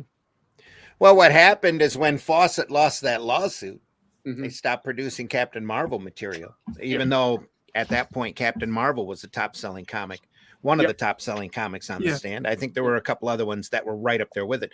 Right. But when they stopped, all of those writers, most of the artists, jumped over to DC and started working on Superman, because they were real happy to bring him in and have them work on their stuff, because these guys had the reputation of selling books. Right, and well, the same thing with Schaffenberger. Working on Superman. I mean, immediately, I that was the first thing I saw when I opened up that Marvel, the last Marvel Family comic. I said, wait a minute, this is the same guy that's drawing, Superman for Lois Lane. Yeah, he did Lois Lane for years. Yeah. He did. He did a little bit of Captain Marvel work when he got back, when they started doing Shazam again. Yeah, but I looked at that when I was doing when I was buying. I bought up a bunch of that, and when it first came, and I thought, you know what, the new stuff was really just crap. Yeah, I mean, even though it was Otto Binder and C.C. Beck, I mean, the fact of the matter is that it just was just terrible. Well, no, Binder wasn't doing those. Binder was gone by that point. Yeah. It was Denny O'Neil trying to do that kind of. But he never understood it. Yep. He never understood the light touch. Yeah. Captain Marvel never tried to be funny. Mm-hmm. The humor was played straight. Mm-hmm. That's why Beck got so upset and left during that run of Shazam. These writers are crap. They're just terrible. They don't. They have no idea how to write the character, and they just left. Just gave up in the middle of a story. And one of the greatest things for me was coming across Kirby in the mid '60s, and then obviously a couple of years after that, my favorite film came out. That I think the best film ever made, 2001, and then we covered this on Comics by Night. And 10 years after that, we had this. We had Kirby, my favorite artist, doing my favorite film, which is incredible. Yeah, and that's just my opinion, just the way I see it. But this is a fabulous piece of work. Well, no one can argue with what's your favorite work. I mean, it's your opinion; it's valid. Yep. Oh, and the thing is that it's good to see what influences you as a person, because when you're fertile ground, that's what was going to grow in there. And it really depends on where you are when you're influenced. That's all. So I think it's difficult for everybody to agree on what's good and what's bad, because it's all subjective. However, as long as you're not saying The Death of Superman is your favorite book, because you're just wrong. However, you can objectively look at certain things for that. And say they are excellent. So, for instance, we can sort of talk about whether The Killing Joke should have been canon, shouldn't have been canon. It shouldn't have been. All right, that's a personal opinion, but you can look at Bolland's artwork and say that's excellent. Yes, absolutely. Anybody who says No argument. Anybody who says that is not objectively excellent artwork is an idiot. That's all I see when I see that book. I don't like the story. No, I don't, and that's fine. But because I just look at the artwork. It's superb. And that's absolutely fine because that's personal opinion. And like I say, I think we can all agree to disagree about what's good, what's bad, because it comes down to personal opinion. Right. But we can all objectively look at certain things and go, that's fantastic. Mm-hmm. So you can look at the 2001 Space Odyssey artwork from Jack Kirby back in the day and go, damn, that's iconic. That's amazing. Yeah. Whiskey's having a hard time holding on, I think. He's trying to come back. It's all that whiskey. All that whiskey. All that whiskey. I have a list. And that's the kind of thing that you can do, you know? Yeah. So, Book that changed me. Yeah. Akira. Whiskey, you dropped out, popped back in, having a hard time sticking? Yeah, my internet's dying. Oh, boy. That's not good. He's just getting bored. In order to like, balance out that Screen Rant article, I wrote a list of my favorite Marvel runs. And they're not one particular issue or just Marvel has had so many phenomenal runs of great comics, great readable comics that folks just anymore especially don't pull enough attention to, like the Kirby Fantastic Fours, the Ditko Spider-Mans. One of my favorites was the Byrne Austin Claremont X-Men run. Yeah, that's my favorite run of X-Men. That's Gene Cole and Daredevil. You can't, Gene Cole and Daredevil. That's on that list. Starlin's, Captain Marvels, and Warlocks are there. Tomb of Dracula. Tomb of Dracula. The entire run of Shang-Chi's, the entire run of Tomb of Dracula. You can't Tomb of Dracula. Tomb of Dracula is amazing. Well, as soon as you get past like issue 2, because it's a little weird for the first couple. They were finding their footing. Yeah. You know? They're just also wading through the swamp. At that time. Once Wolfman and Colan get on it, and it's like it just takes off like an old hammer. Amazing. Just great. Yeah. The McGregor Russell Killravens. Yeah. Yeah, Killraven are phenomenal. And that story starts out wandering, and it starts out with Neil Adams and the Crusty Bunkers. Howard Chaykin's on a little bit of that for a couple of issues in Amazing Adventures, and then Herb Trimpe comes on with probably Roy Thomas, I think, at the time, and it turns into really good bad comics, you know. And then Don McGregor comes in and completely turns the property around into something philosophically deep and just amazing, top-notch material with P. Craig Russell on there, also finding his footing in sequential art. I know what you need to do for Comics by Night at some point. Grimjack with Tim Truman's art. That's true too. Yeah. I love Tim Truman. One of my favorite runs, Steranko's Fury run, Miller's Daredevil, Gene Colan's Daredevil too. But one of my favorites growing up was the Defenders. Even I was about to say, there's some great pulpy runs like the Kang War, the Kree Skrull War, the Defenders Avengers War. You know, it's just like all that stuff is just so readable and so rereadable, just great fun. The whole first 50 issues of Defenders are just, and they're running all over the place. And we've mentioned it before on either here or Comics by Night. The great stuff about the Defenders is they never wanted to be a team. No. They'd all get together, fight a menace, and then all swear they're never going to get back together again. Yeah, and then at the start of the next story, they all got back together again, fight a menace. That was a bunch of comics I picked up when I was a kid that ended up in the skip, and that was a whole run of Defenders comics from the UK. They were UK reprints, but they were I loved them. They were great. And it was pulpy. It was just solid, great fun, like the Englehart Sal Buscema run on Captain America. Yeah. I was about to say Sal really found a home there, didn't he? It made it his. I like it. I also like Sal's Spectacular Spider-Man run. Yeah. Speaking about Spider-Man, while you guys were while I was dying there with the internet, I put together a list of some of my top 10s here. You can all laugh at it later, of course. But let me put the screen up here. Start cam. There we go. Where is it? There we go. Gambit 2004 with Layman and Genty and Robinson. These were really an influential comic to me because, like, I always loved Gambit as a kid, watching the cartoons and stuff. And this is one of the first comics that I started really like to buy as like a serial. And I had most of the issues over the years, but I've since lost them or sold them. Mm-hmm. And he's this is particularly cool because he's in the comics. He's fighting zombies, and then he Gambit explodes the because he has the kinetic energy thing where he can like light something up. Well, he explodes some of the zombies in the thing, and I always that really kind of resonated with me because I love zombies and I love Gambit, so it's one of my favorite runs. Speaking about zombies, the next one you guys may be familiar with that. As a guilty pleasure for me as well. I've got all the zombie books. They're brilliant. I love them. Yeah, fantastic. Just artwork, fantastic story across the board. I've mentioned this one before. There's a specific comic, the Enough Said Thor. Yeah. Okay. Yeah, again, I got a whole bunch of stuff from Thor that I just didn't get to my list. Yeah. Another one here is the Civil War series. Okay. I've got that one. Marvel. Yeah.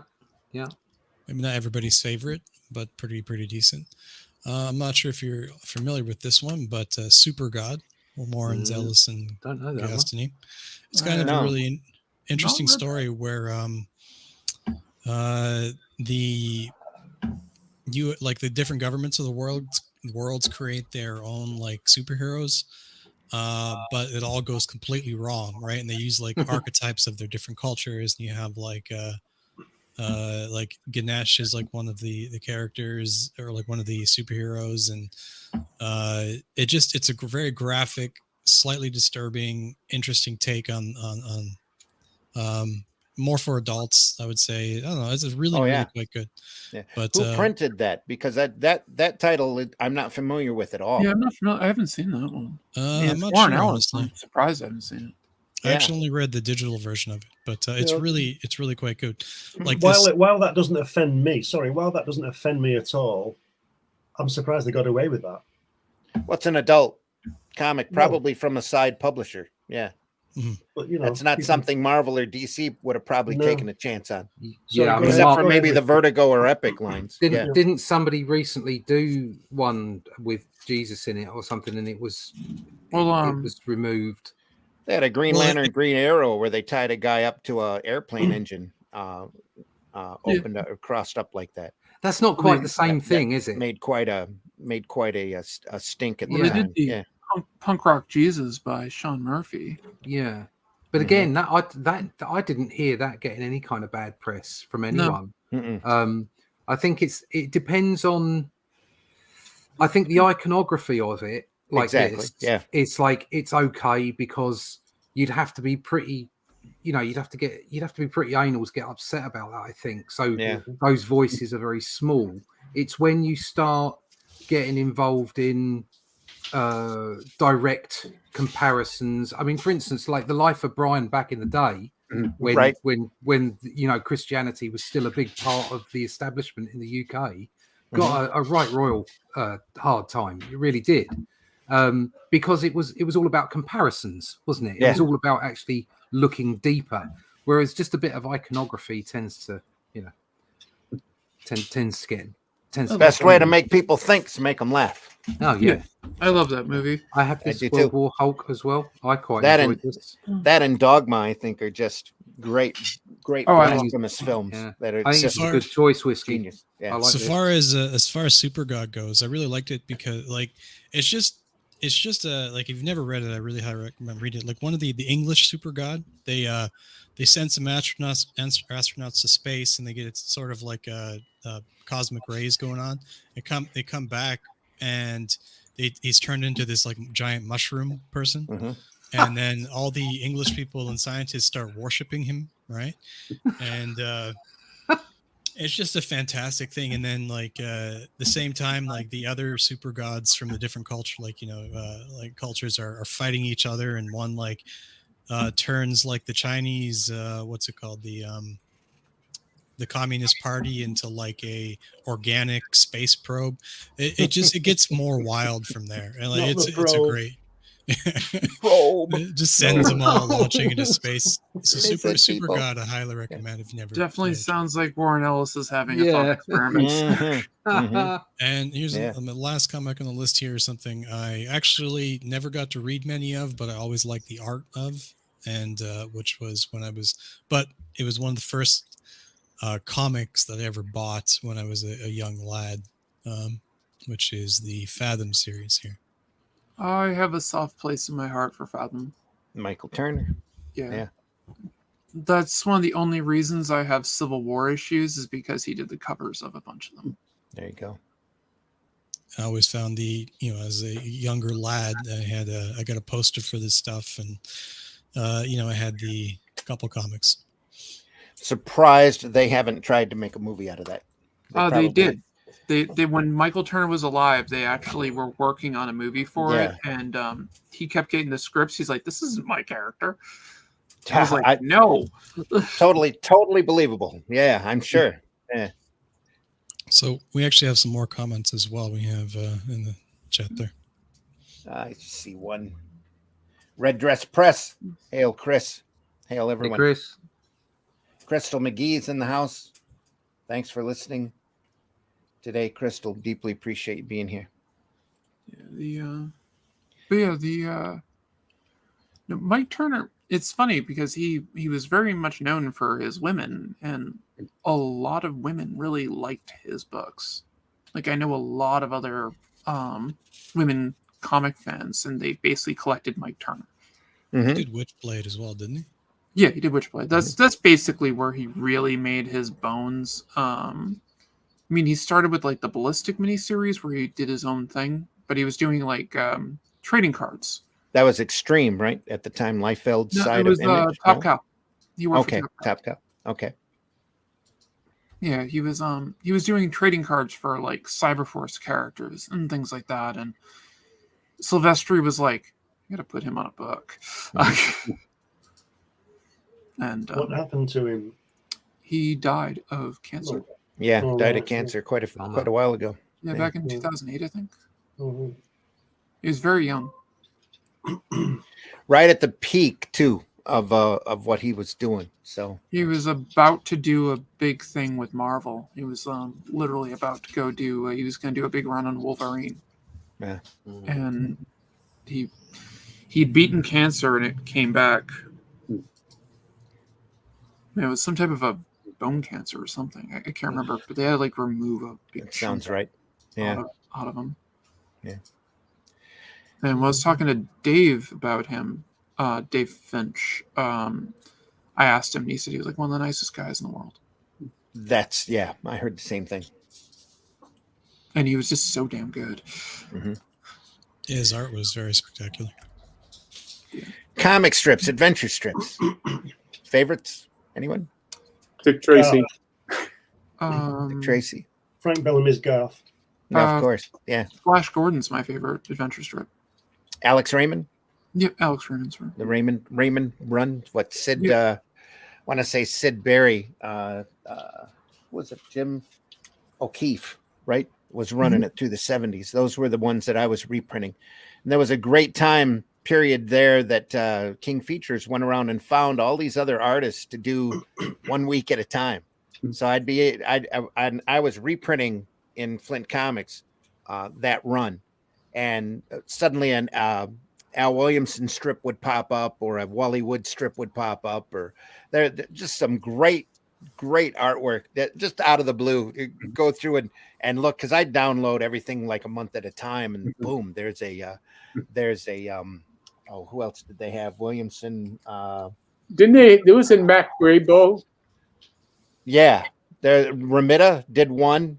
There, Cooper did one. There were all sorts of just these classic artists were like, "Yeah, I'll draw the Sunday strip for Flash Gordon for a week. Here you go." Great, just I like amazing Judge Dredd and Axa.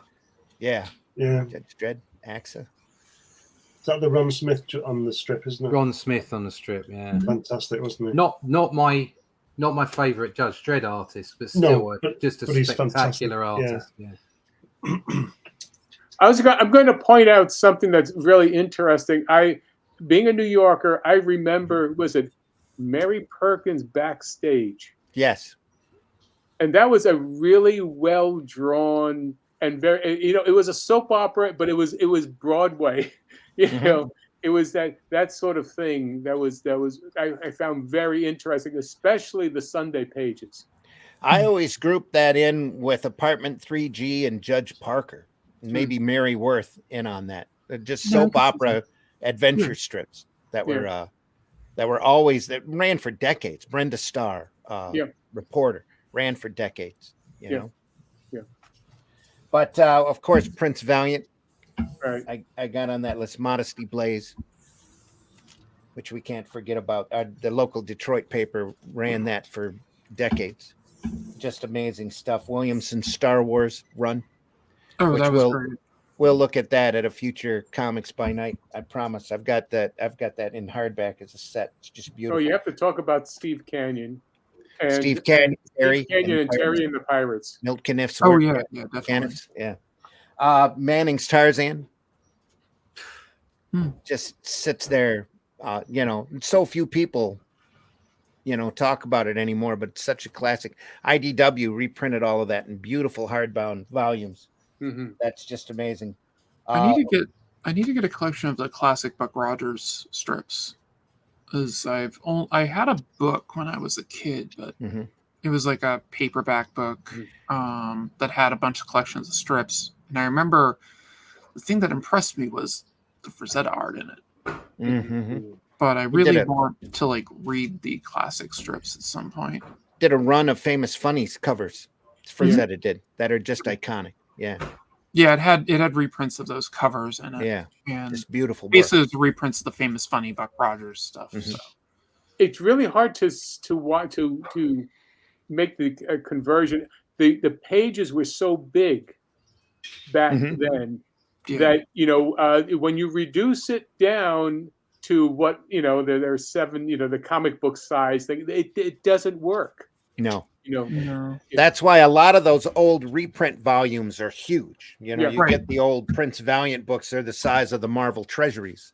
Right. They did Little Nemo in that size as well, because it's just the artwork on that is phenomenal. That's an amazing strip. Yeah. It's back when you could take a whole week on a Sunday page, and these guys got paid so well that they could take their time on it and turn it into pieces of art. Hal Foster's Prince Valiant's the other big one. That I tell everybody, if you ever get see an exhibition of comic strips, that's definitely probably one of them, and it'll be one of the largest ones there, and it's worth going just to look at that. When going through the Hal Foster's stuff with Prince Valiant, it's like every collection's there's this one page that's the greatest page ever drawn. Then it's the next volume is that's the greatest page ever drawn. Well, this is what we're talking about, isn't it? That comic's the best one ever done. No, that one's the best one ever done. Yeah, or the best album that you listen to. Oh, I love this album. No, that one's better. No, that, and then you come along. True. Yep. Yeah. That's part of the beauty of it, I think. Yeah. And the thing is that it's so people don't understand how important the funny section for Sundays was. Essential. Yeah. It was essential to sell the newspaper, to differentiate, because basically all the newspapers were saying the same things except for the features. So therefore you had to be something, you had to bring out your material. And today you just don't have any of that. I mean, no. The newspapers are in such a sorry state, Yes, they are. And if anyone even reprints the strips on or prints the Sunday Funny section, most of the papers have dropped those. So it's really rare but majority of those papers are gone now as well. Anyway, someday on Comics by Night, real soon, we'll go through the old Starhawks strip as well with Gil Kane, Ron Goulart. I've got a number of different reprints of that. Some of them just incredible stuff to sit there and watch Gil Kane drawing large spaceships and space stations and monsters and robots. Is just amazing stuff. Got a lot of Little Abner as well. A lot of though nobody wants to talk about that strip. Yeah, Al anymore. Cap. You know, but Who? yeah. Al Cap? Yeah. That's just a weird guy. Yeah. He was a curmudgeon. God, yeah. He was a hardcore right-wing conservative long before there were hardcore right-wing conservatives. Well, he actually, but he went all the way from one end of the political spectrum, and then in the 60s, he suddenly went all the way to the other side. He was a weird dude. Yes, that's what I hear. Yeah. Yep. But damn, could he draw? Yeah.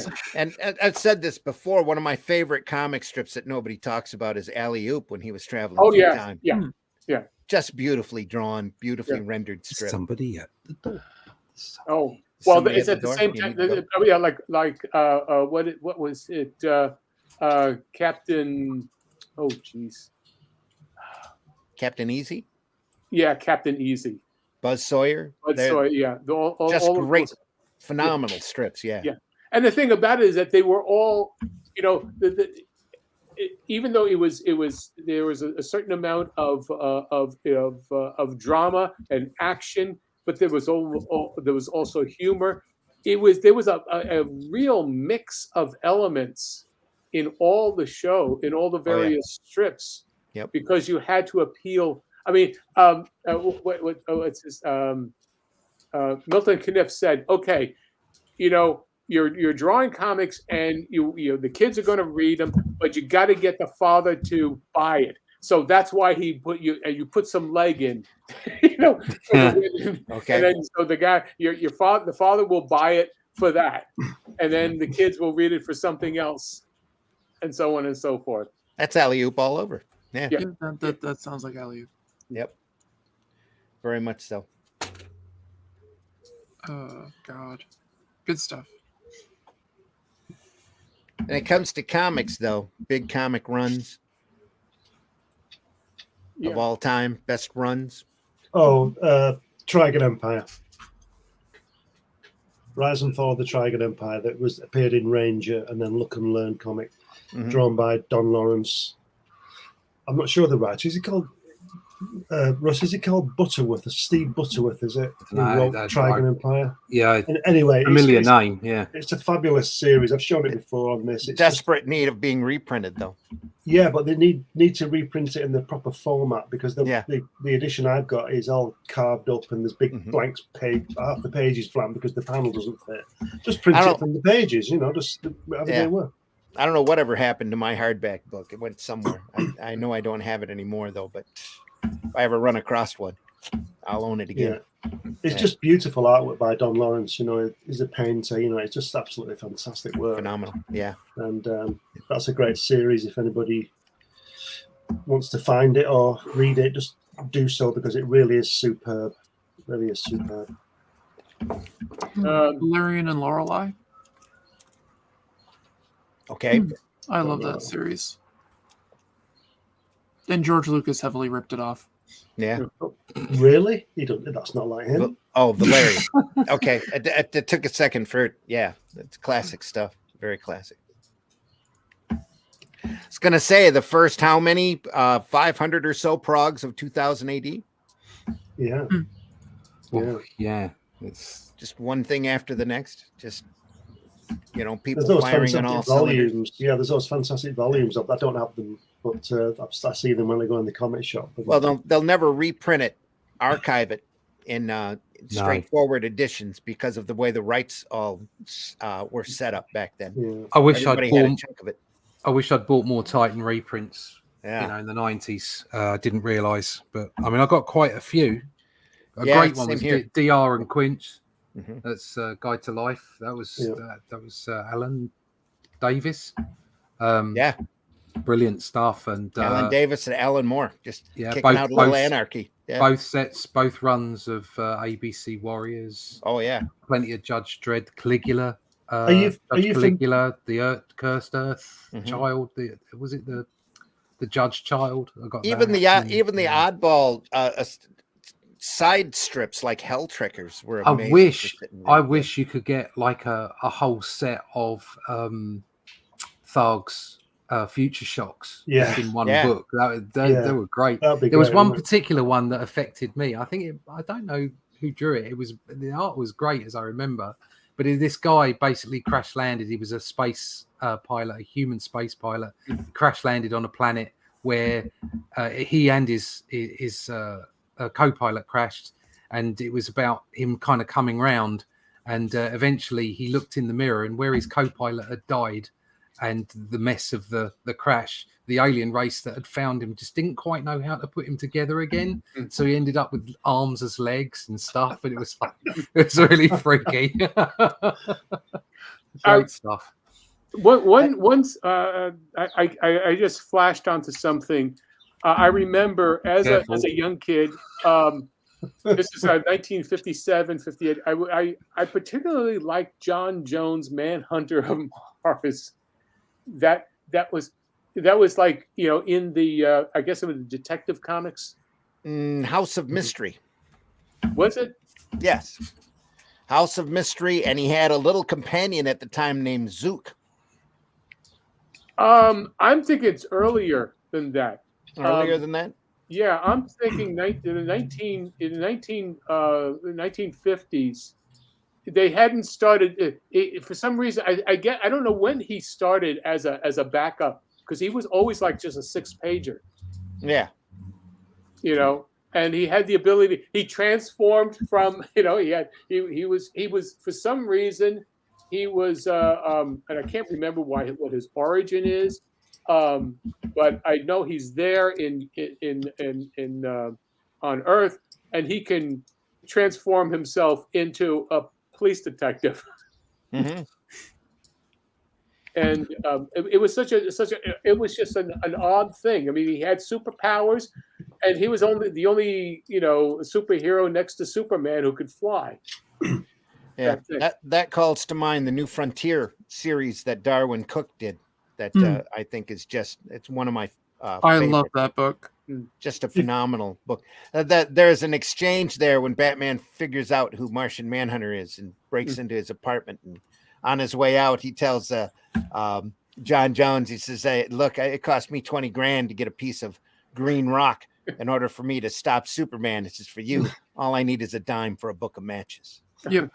Oh, right. Yeah. That was such a good line. There's a great series. Russell will be aware of this. Darwin I'm not sure Cook's you guys. Amazing. Yeah. And that's Charlie's War. Pat Mills and Joe. Absolutely. Have you seen Charlie's War? That's a very underrated series, I think. That's got an amazing reprint from Titan. It's got a great Titan. Right. I think 1 or 2 even. I think they did 2 volumes on that. They did that, Charlie's War. It is a fabulous series. That Joe Colloon was a great artist. Got those back there too. I don't know if they reprinted Rogue Trooper or not in those series. They did. They did 3 books, I think, at least as Titan reprints. But the way to find Rogue Trooper now, the way to read it is they've got those essential phone books together now. There's at least 4 or 5 of them out. Yeah, right. And that runs everything all in order. And you've got that gorgeous Cam Kennedy artwork in there as well. It starts out with Dave Gibbons. Yeah. Doing great stuff. Yeah, Dave Kennedy Gibbons, is in there. Dave Gibbons was very prominent in 2000 AD back in the day. He did a load Harlem of stuff. Heroes, I think. Harlem Heroes was fabulous. Yeah. And it's like look at Harlem Heroes compared to Watchmen. And it's like it's a rougher sort of there's more. I hate to say the word energy because there is. You're right. There is a whole different energy to it, but it's a whole different feel to it, and his work is just brilliant. But thinking of Gibbons, the word rough never really comes to my mind because he's so polished and solid. Yeah. Everything that he does is just it's like Russ Manning, same kind of feel, just this beautiful stark solidity to it. It's just amazing. But it's a whole different kind of energy. So it's a whole different kind of feel to it, and it just shows the range of the man. How good he is. But then ultimate lines in comics, you just can't. Well, you can because it's all subjective. Art is subjective, but you can't argue much about the entire EC line. No. As far as being the best of the best, especially at the time that they were coming out. And we'll look at a lot more of those in future Comics by Night episodes here. Again, another one of those objective truths. Yeah. No, yes. But just the people that Gaines found, like the people that Lee was able to find in the early 60s and Mills found in the 70s with the 2000 ADs, just right place, right time, right talent pool. So we discussed that before with Gaines and Mad magazine, going out and finding just the cream of the crop of the best and putting them all together into one book. So, yeah, just great stuff. All right, folks, I want to thank you so much for being here. I want to thank everybody for attending. The comments have been a little sparse this time. Crystal's in the house. Red dress. It says ABC Warriors was great. Mm-hmm. And he also said, I made sure a few years back to rebuy all those issues of Rogue Trooper I had as a kid. Such good stuff. I hope those weren't the Sal Q Eagle comics, because the reprints on those and the coloring on those are just not the same as the originals. And Sal Q for a while was taking that artwork and stretching it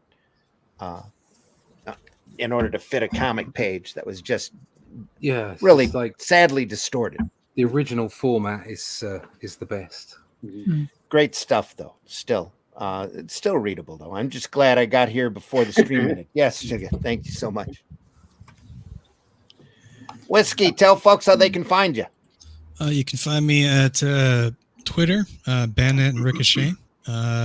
We do figures, 3D, things in 3D, miniatures, tabletop games all across the board. If you need a tabletop game developed, we can help you out. If you need a miniature or a action figure design, we can help you out.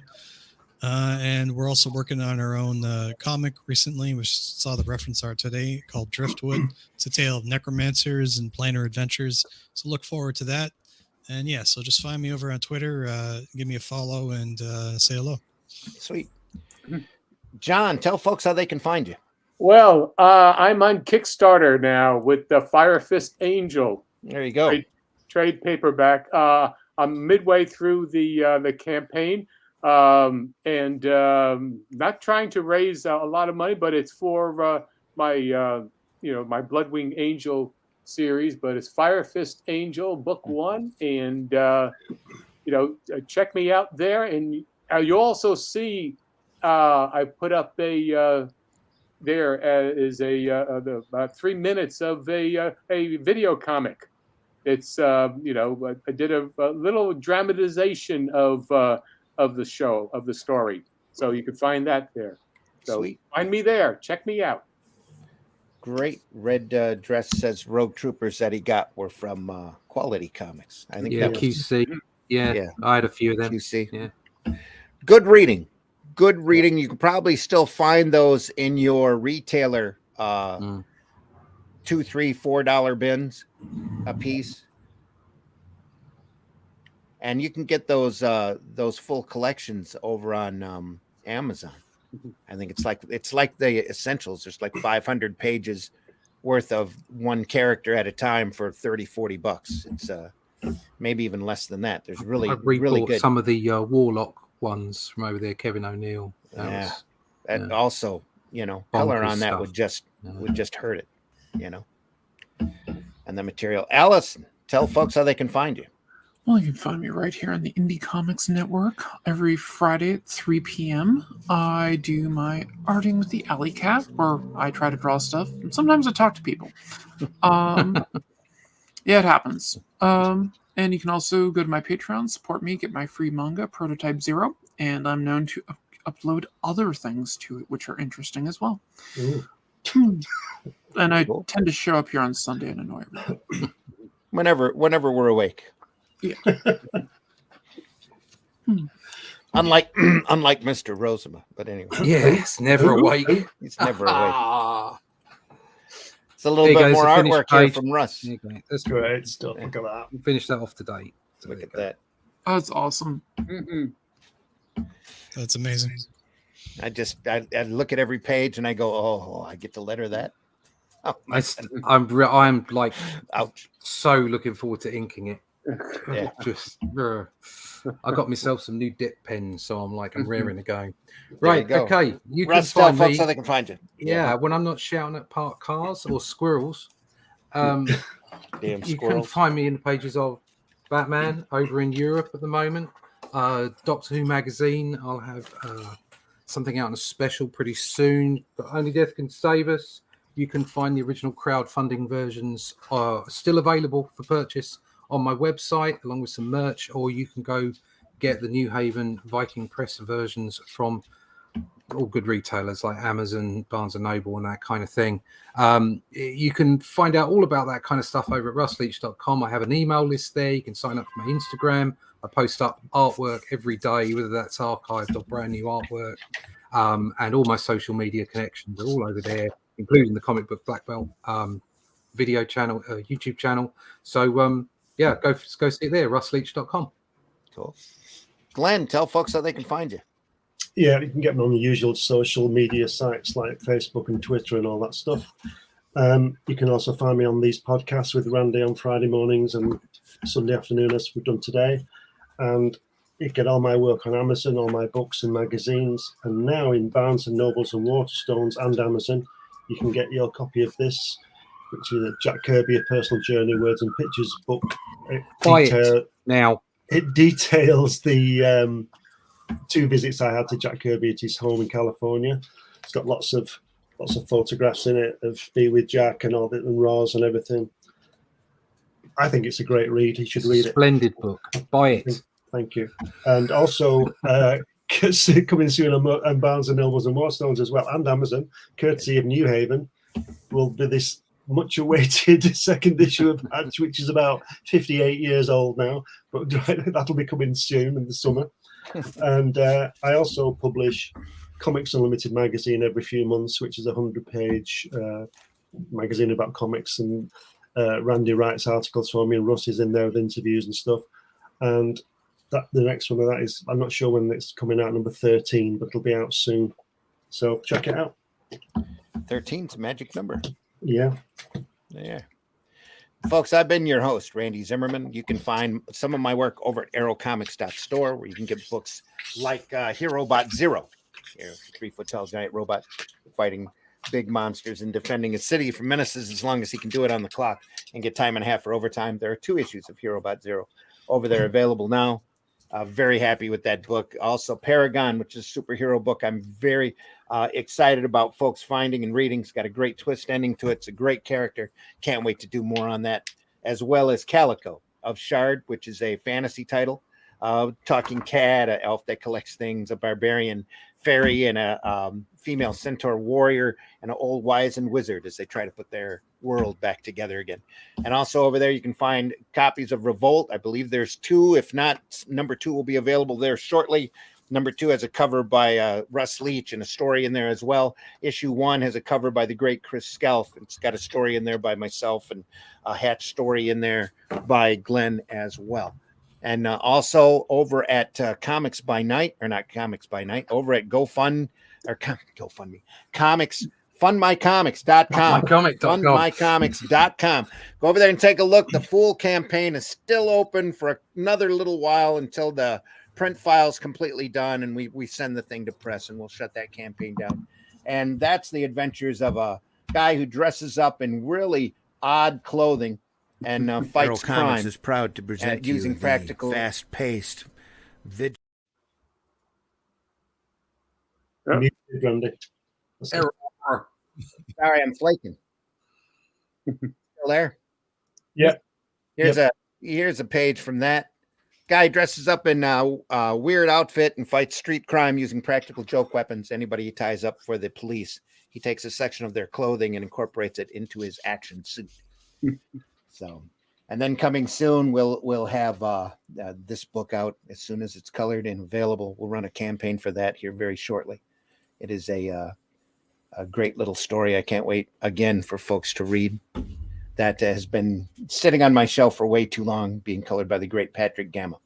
So go over to fundmycomic.com. Look for the Arrow Comics and the Fool campaigns over there. Buy in. It doesn't cost much. So Red Dress says there's technical difficulties coming on. Yeah, that's me. My StreamYard for some reason is working really goofy right now. So other than that, folks, we'll be back here next Sunday. Is going to be a pre-recorded program because I was contacted by an old acquaintance of mine, Andrew Peepoy, who wants to do an episode of Sunday Funnies, but he doesn't want to get up this early on a Sunday. And so we're going to have an interview with him. He is a longtime inker with Marvel and DC. He's got a long list of credits, but he also has a book,